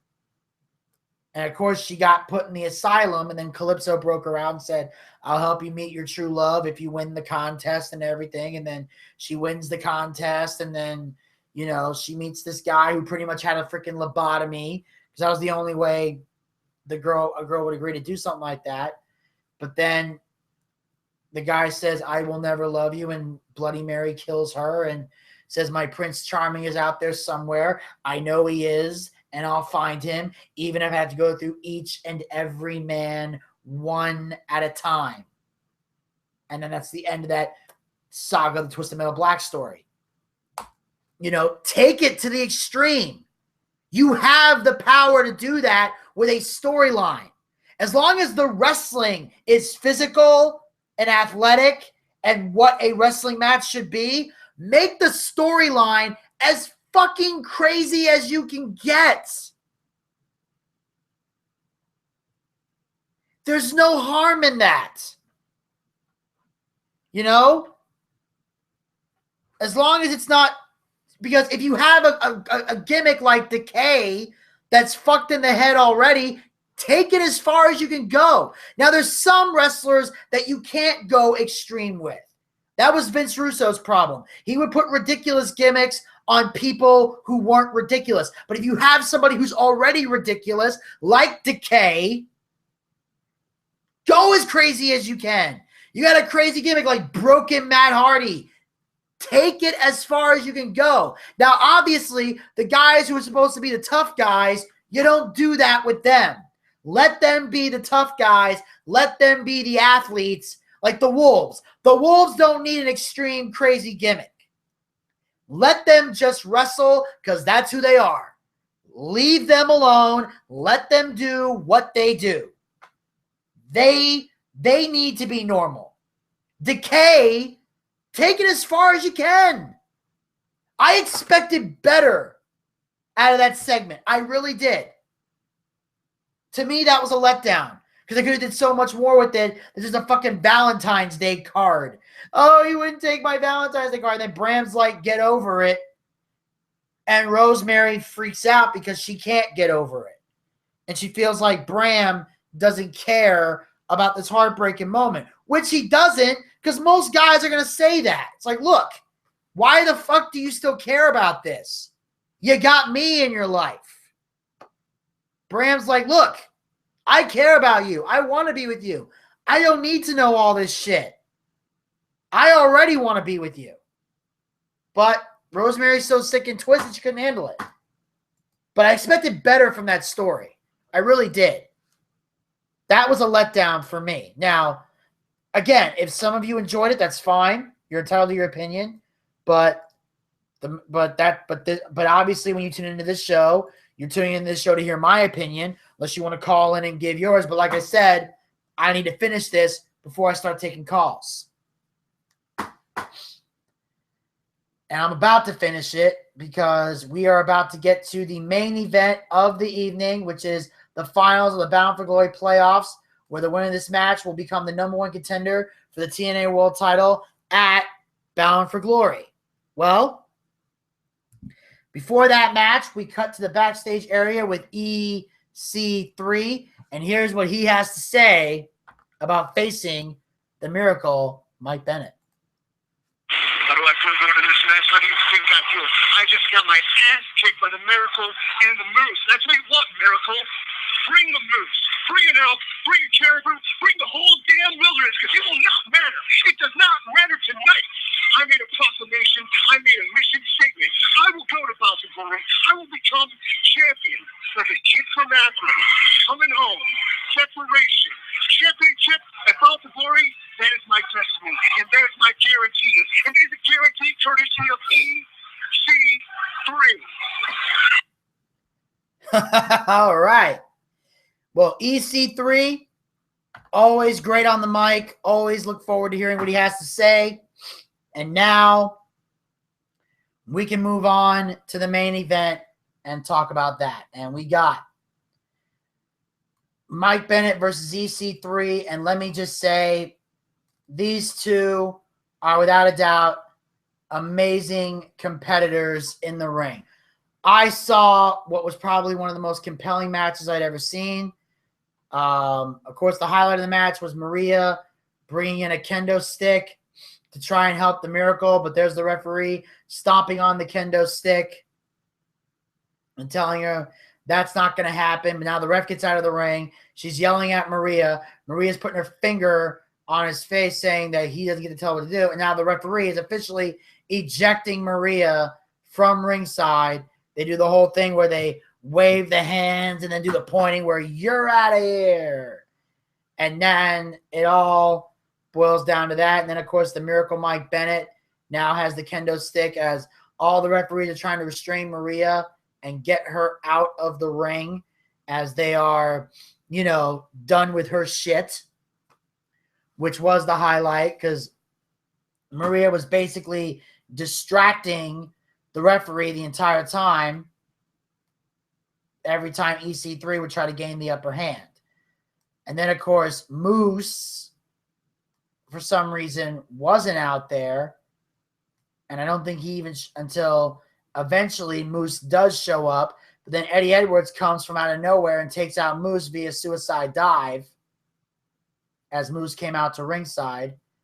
And then, of course, Bennett smashes EC3 in the ribs with the kendo stick and hits the MIP. EC3 kicks out at 2.9. EC3 lost in the Cobra Clutch, but Bennett turns into a pin. EC3 this time manages to kick out because he releases the hold, which he didn't do last time, which cost him the pinfall. And then Bennett lifts up EC3 for another MIP. EC3 reverses that into the 1%er. 1, 2, 3. The winner and the number one contender, EC3. Now, I will say this. The match was amazing. The match was intense. But it was still a great disappointment to me. And I'm going to tell you, and for two reasons. One, I felt like Mike Bennett should have won this match. And two, Drew Galloway did not interfere. Because storyline-wise, that would have made the most sense. Drew Galloway just threatened EC3 at the beginning of this show and yet does nothing. EC3 inadvertently, even though it was unintentional, cost Drew Galloway the TNA World title again. And he does nothing? Who the fuck is booking this show? Seriously, who the fuck booked this show? That's the... No! You got Mike Bennett bringing in Moose as his insurance policy. And don't get me wrong, I like EC3. I'm a fan of EC3. I think he's amazing on the mic. Great in the ring. But first, he's already been a two-time TNA. Excuse me. Sorry. A little gassy. Two-time TNA World Champion. You got Mike Bennett, who is causing an uproar, who you have epically pushed, who is the guy to beat EC3, and you're not going to put the world title on him? Where is the logic? Where? That makes no fucking sense. Here's how this match should have ended. Okay? Eddie Edwards, when he did the suicide dive to take down Moose, you know what should have happened? I'll tell you exactly what should have happened. Drew Galloway should have came out to that ring. As soon as EC3 hit that 1%, the ref should have been distracted. Drew Galloway should have came out and attacked EC3 with the kendo stick. Bashed him repeatedly with the kendo stick. And then left the ring. Then Mike Bennett should have hit the MIP and got the 3 count and won the match. Mike Bennett should be going to Bound for Glory to fight for the TNA World title against either James Storm or Bobby Lashley, depending on who wins this Thursday. Mike Bennett should have won this. You've just wasted Mike Bennett's push. You've just wasted. If EC3 was going to win this whole damn thing, then Drew Galloway should have won his match against the Miracle. And you should have had the two of them in the finals, then have EC3 win, and then EC3 go for the title. Instead, you fucked the whole thing up.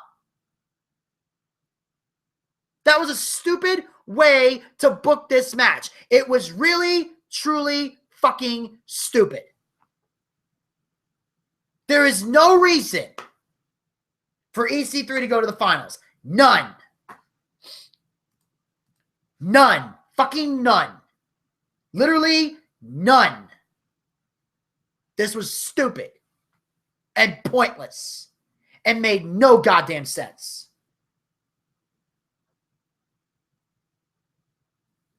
It was. There was a stupid way to write this story. Drew Galloway and EC3 should be fighting each other at Bound for Glory. And then have Mike Bennett fight for the title. Have Mike Bennett become the world champion. have Moose be that backup guy. And then eventually Moose getting in Bennett's face saying, hey, I helped you. Now I want my shot. And then see dissension between the Miracle and Moose. You had Moose come in. You had all this big stuff around the Miracle, and you just shit all over it. There's no logic in any of this. None. I couldn't be more disappointed. Now, again, the match was, and a lot of people say, well, Booch, the match was great. Of course the match was great. They're incredible wrestlers. But the finish was garbage. And I know some of you were shocked because I know I get a reputation on here for being, well, Booch only likes the baby faces. Not true. I like logic in storylines more than I like the baby faces. Trust me. I like heels. I like baby faces. I hate people for logical reasons. And there was no logic in this. It was fucking stupid to do it this way. Very stupid. And I was very disappointed. All right. On that note, ladies and gentlemen, from what I can see right here, we have about 11 minutes left in the show today. If anybody wishes to call in within the next 11 minutes, I will take your call because I have now officially wrapped up the TNA recap. So if anybody wants to call in right now, you can. I might, if I do end up going to a tiny bit of overtime, that's on me. But I can only take callers for the next 10 minutes and 37 seconds. So anybody that's been listening to the show and patiently waiting to call in, you may now do so at this time. I will take your call and listen to anything you have to say. If not, well then, tomorrow is another day for callers. But like I said, I need to get through that TNA recap because today was the only day I could do it. Because Monday's pretty much an open day right now. So on that note, I'm going to do something that I normally do at the beginning of the show. And I'll give you guys a little weekend recap to kind of close out the show. That's how I'll spend the next 10 minutes. All right. Friday after the Boochcast was a pretty easygoing day for me. I was very exhausted and tired, as I often am, with all the stuff that I've been doing. And I wasn't booked for any shows or filming anything. So I kind of just stayed home. I laid in bed. Want to get a decent night's sleep. I basically decided to binge watch Family Guy. I noticed on Fox On Demand that there have been some episodes of Family Guy, some new episodes that I hadn't seen during this season. And I got a chance to watch a couple of them, and I enjoyed them. One was about Peter getting lost in the mall.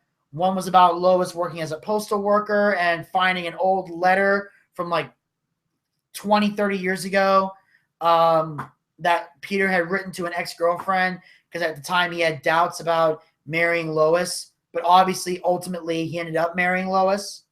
And Lois ended up delivering the letter to the ex-girlfriend.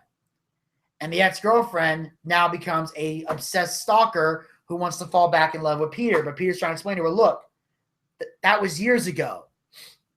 I know now that I made the right decision. Because he said, your family hated me. We were young. I didn't know what the hell I was doing. But Lois, now when I look back on it, I know I made the right choice because you're the best thing that ever happened to me. That's kind of how that episode went. Then there was Peter getting lost in the mall. So he's kind of going around a train track a little bit, in a mall and doing stupid shit and basically being the same idiot he's always been. Another one is where Chris became the homecoming king, but they only did it because they wanted to do something like charitable. It was like, hey, we gave the retarded kid the homecoming king because they do that a lot in certain schools to kind of lift your spirits so you're not suicidal or something like that.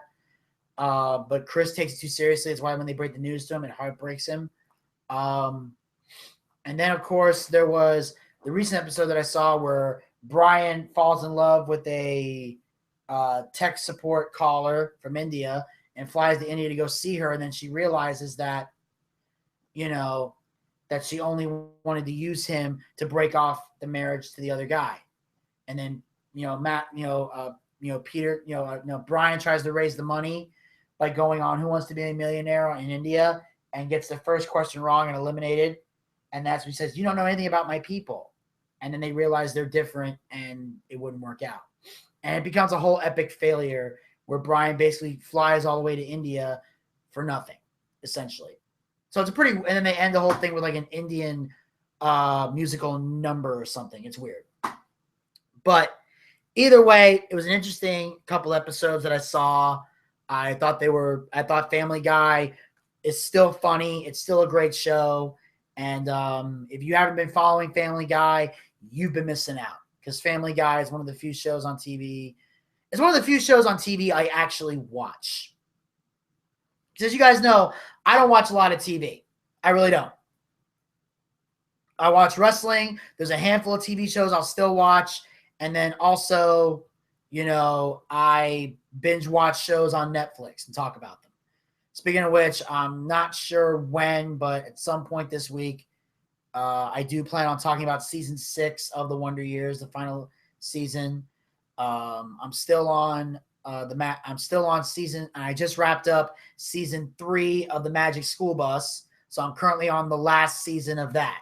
I'm on the 4th season. Haven't started watching it yet, but will eventually, so I can talk about it on the show. But I already got the first 3 seasons locked down, so I'm good for now. Also on Saturday, I had a lot of work to do. I had to write a recommendation letter for one of my old college professors, T. Randall Morris, who I took for public relations cases and campaigns. And it took me the whole day to write it. And I ended up, basically writing. I wrote the best one that I could for Dr. Morris, because I took her class on my last semester at Georgia State, and it was a class I stumbled onto by accident. And I didn't mention this in the recommendation letter, but I'm mentioning it here on the show. Because when I originally took public relations, I had taken it with Dr. Trahan, who was kind of like my college mentor. This is before I met Larry Wax. So before I met Larry, Dr. Trahan was my mentor, because I took my first 2 public relations classes with him. There was a 3rd PR class, but at the time he wasn't taking it, so I had to take a class away from him. I wanted to take cases and campaigns with Dr. Trahan originally, but the days and times he was taking the classes conflicted with other classes that I needed to take that only existed during that time in order for me to graduate. So I ended up so I tried to put it off to the last semester. Well, when I got to the last semester, I was stuck in that bind again, so the only class I could take was with Dr. Morris. So I took it with Dr. Morris, and it turned out to be a great class. I learned about putting Facebook fan pages together for different organizations. I learned, proper ways to handle public relations through Dr. Morris. And basically, she showed me PR in a way that I hadn't seen it before. And don't get me wrong, part of me still wishes I had taken Dr. Trahan, because Dr. Trahan was a guy who not only was great at public relations, but supported the fact that I wanted to use public relations to forward a career in stand-up, to self-promote myself. And he thought that was great. And he admired that about me and was always supportive of what I wanted to do, which I didn't get from a lot of other college professors. I mean, not that Dr. Morris didn't support my stand-up, but I didn't really talk to her about that. But she was still a great teacher, very, very, very open to working with students. She was also probably one of the kindest people there, and she knew her material and wanted to teach. And when you meet a teacher who genuinely loves their job the way Dr. Morris does, it means a lot. And I wrote the recommendation letter. I was proud to write it. I sent it to her. She wrote back to me saying that I am a great writer, which I've always considered myself to be. So to hear her say that meant a lot. And I hope that recommendation letter helps her get whatever future jobs she's looking for. And then also over the weekend, I'm also happy to announce that I got invited to perform in Las Vegas for the World Series of Comedy. even though I did not make it into the main event, they have some alternate comedy shows taking place. And I got invited to perform on Thursday, September the 1st, to go out there and perform because the festival's in 3 weeks. So right now, what I'm trying to figure out is I got a chance to talk to Jamie and Conrad last night because we were all planning on going together. Basically, here's the schedule that we're all planning on. We all have to get our own plane tickets to fly out there, but we're all getting a hotel room and splitting the cost. So the hotel room's already been booked. All I have to do is give Conrad $45. That's how much I owe him for the time that I'm going to be spending in that hotel room. So, because my goal is to fly out Wednesday the 31st and then fly back Sunday the 4th. So I'm going to stay for those 4 days because I've looked at the schedule and Thursday is really the only day that matters to me out of the whole day, all the days in the festival for 2 reasons. One, that's the night I'm going to be performing. And 2, that's also the meet and greet. That's where, where it's going to be the job fair portion of the entire show where we get to go out there with our promotional material, walk to each booth, talk to each booker and owner that's part of the World Series of Comedy, and, get to know them, let them get to know us, and tell them why we think we'd be a perfect fit for their club. And I do plan on over the next couple of weeks putting all my promotional material together and hopefully, being able to present myself in a positive manner. Now, so basically Wednesday I'm going to fly in, probably relax at the hotel because I'll be jet lagged. Then Thursday I'm going to be all business, wearing a suit, doing the meet and greet and the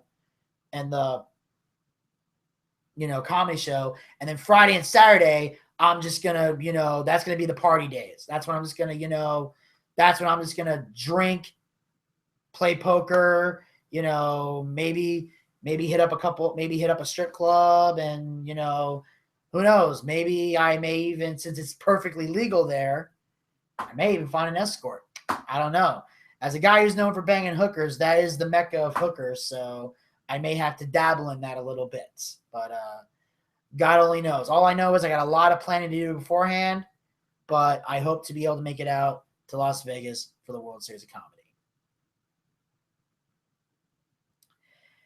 And so that was pretty much where I'm at right now.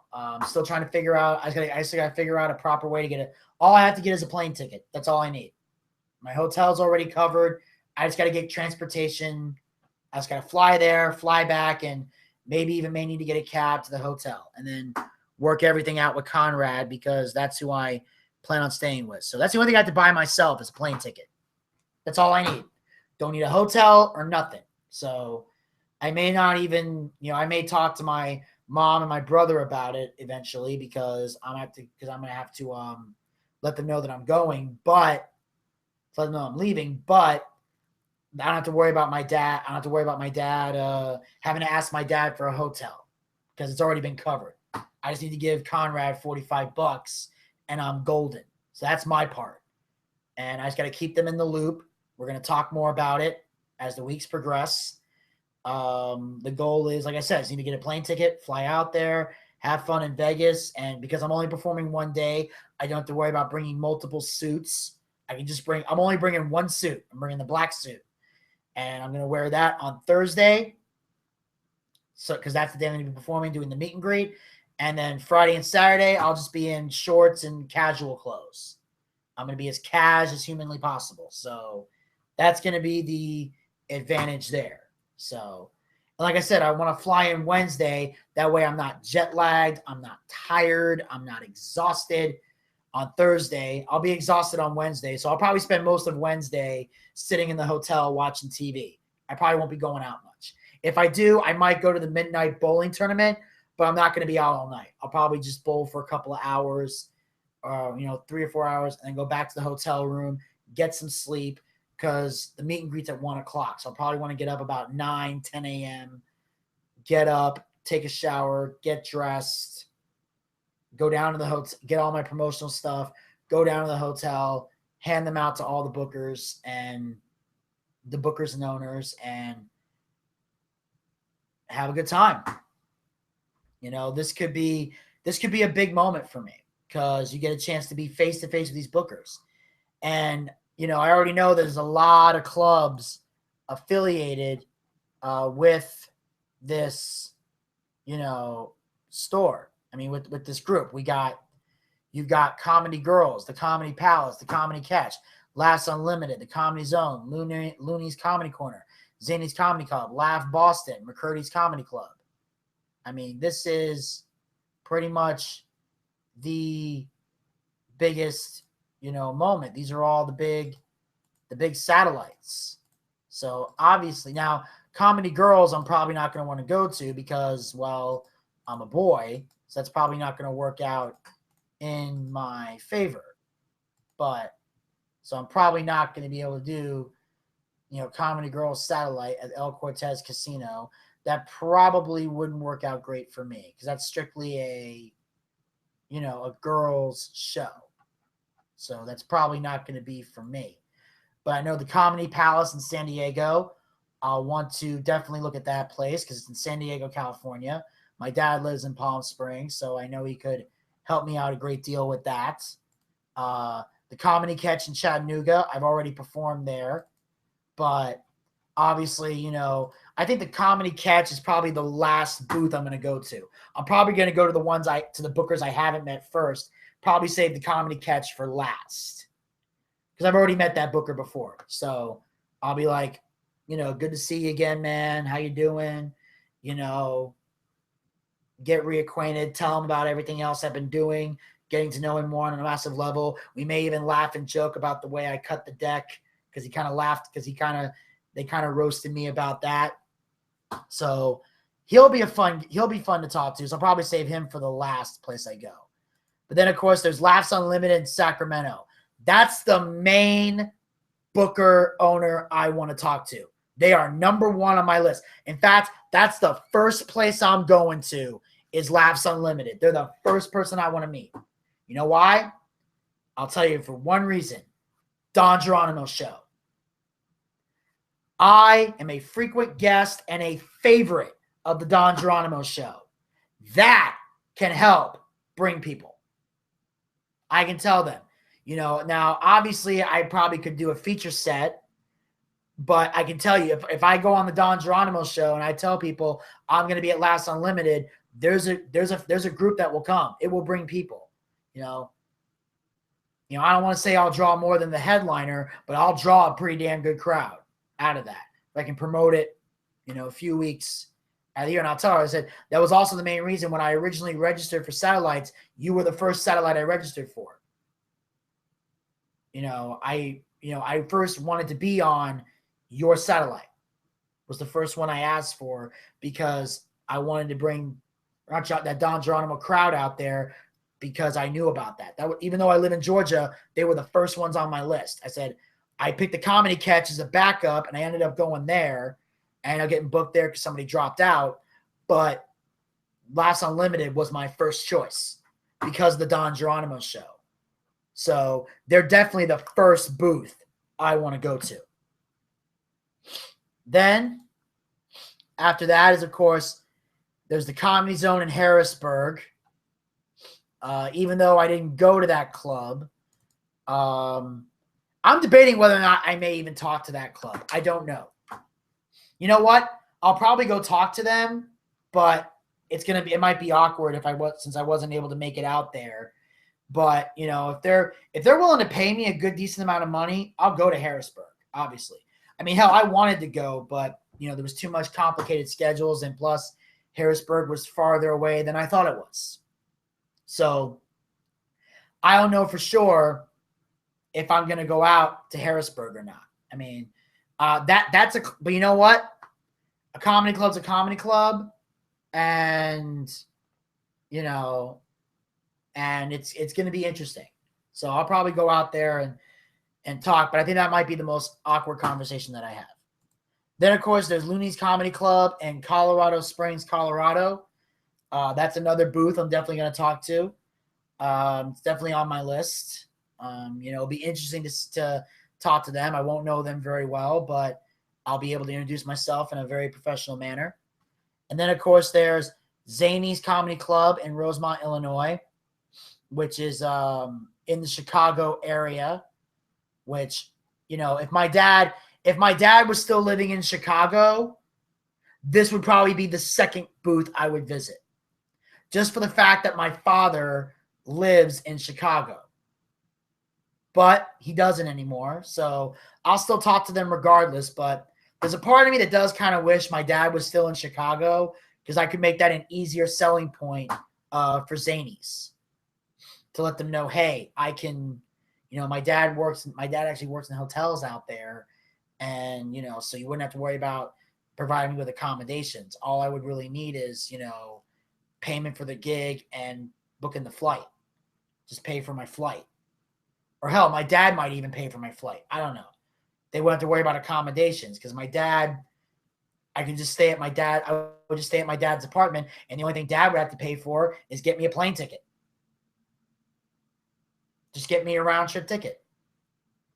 I'll fly in, stay with my dad. I can hang with my dad during the day or during the night or whatever, and go do the shows. So Chicago would have been an easy place to negotiate with.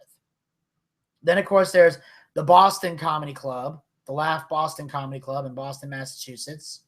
Definitely want to go there, because Boston's a big comedy scene out there. So I most definitely want to, talk to those guys and definitely hang out there. It'll be an interesting, show to go to. I like the Boston area. And plus, if I need to go out to Boston, I could probably stay with Derek Shapiro during the weekend that I'm playing. I might tell Derek, how far do you live from Boston? Where do you currently live? Rhode Island, Peabody, Massachusetts? Because I need to know, because otherwise I'll have to get a hotel in Boston. And I might have Derek come out. We might do a couple segments and shows and stuff, like not comedy shows, but like outside. We might go out after the show or something. If he wants to come sit in the audience, he could be like a comp guest. And then, of course, there's McCurdy's in Sarasota, which is where I was just at. So pretty much that's what I would do.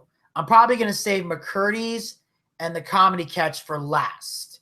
I'm going to put them as the last two places that I go to.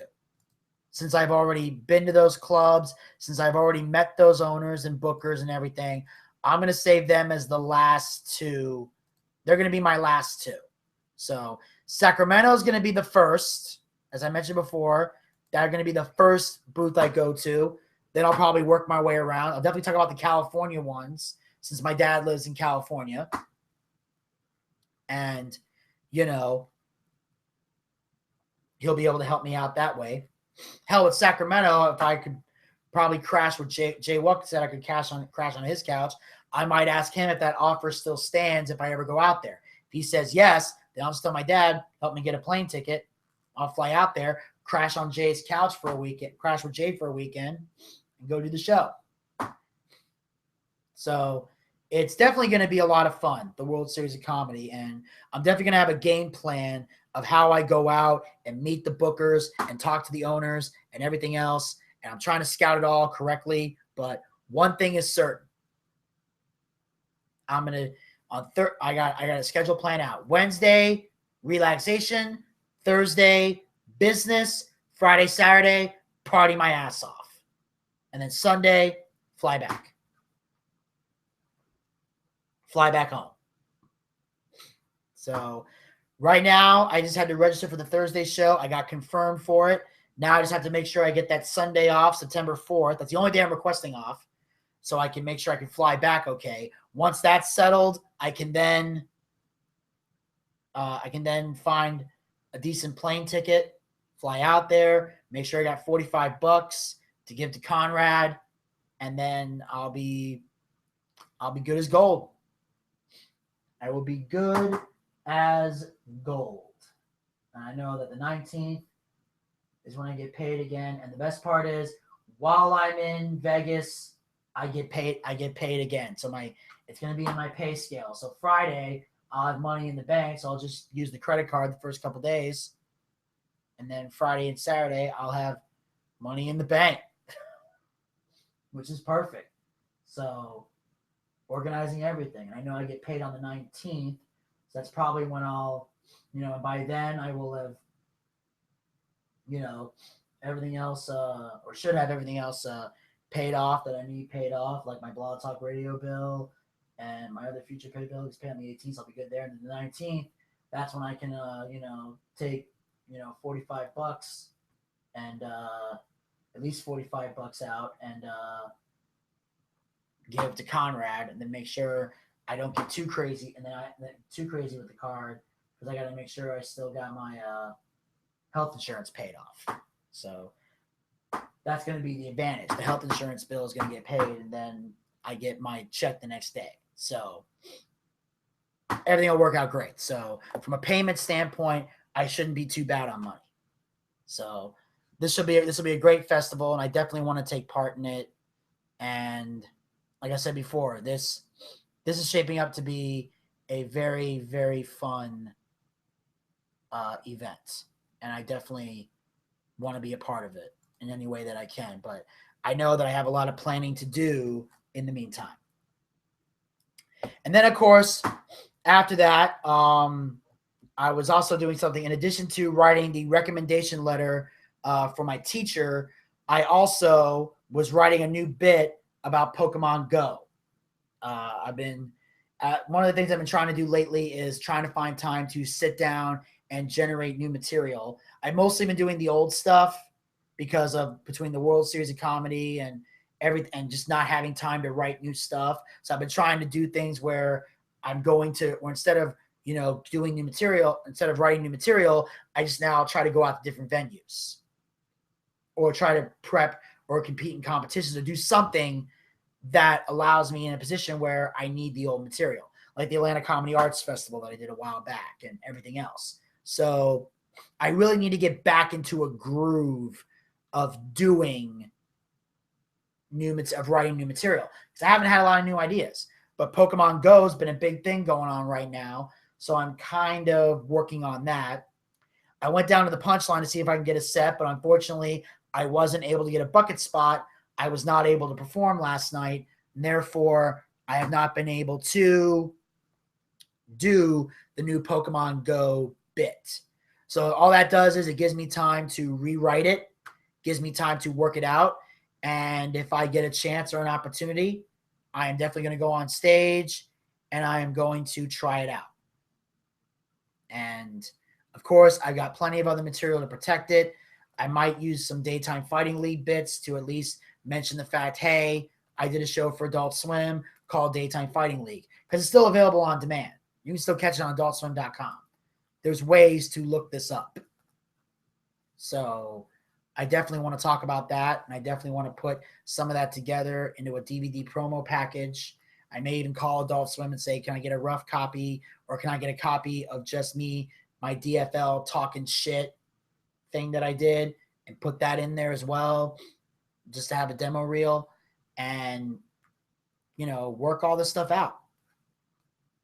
It's gonna be intriguing. It's gonna be a great fight to see.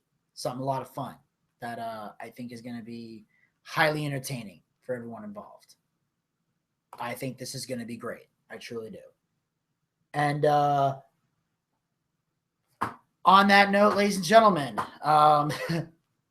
that about recaps my weekend pretty much.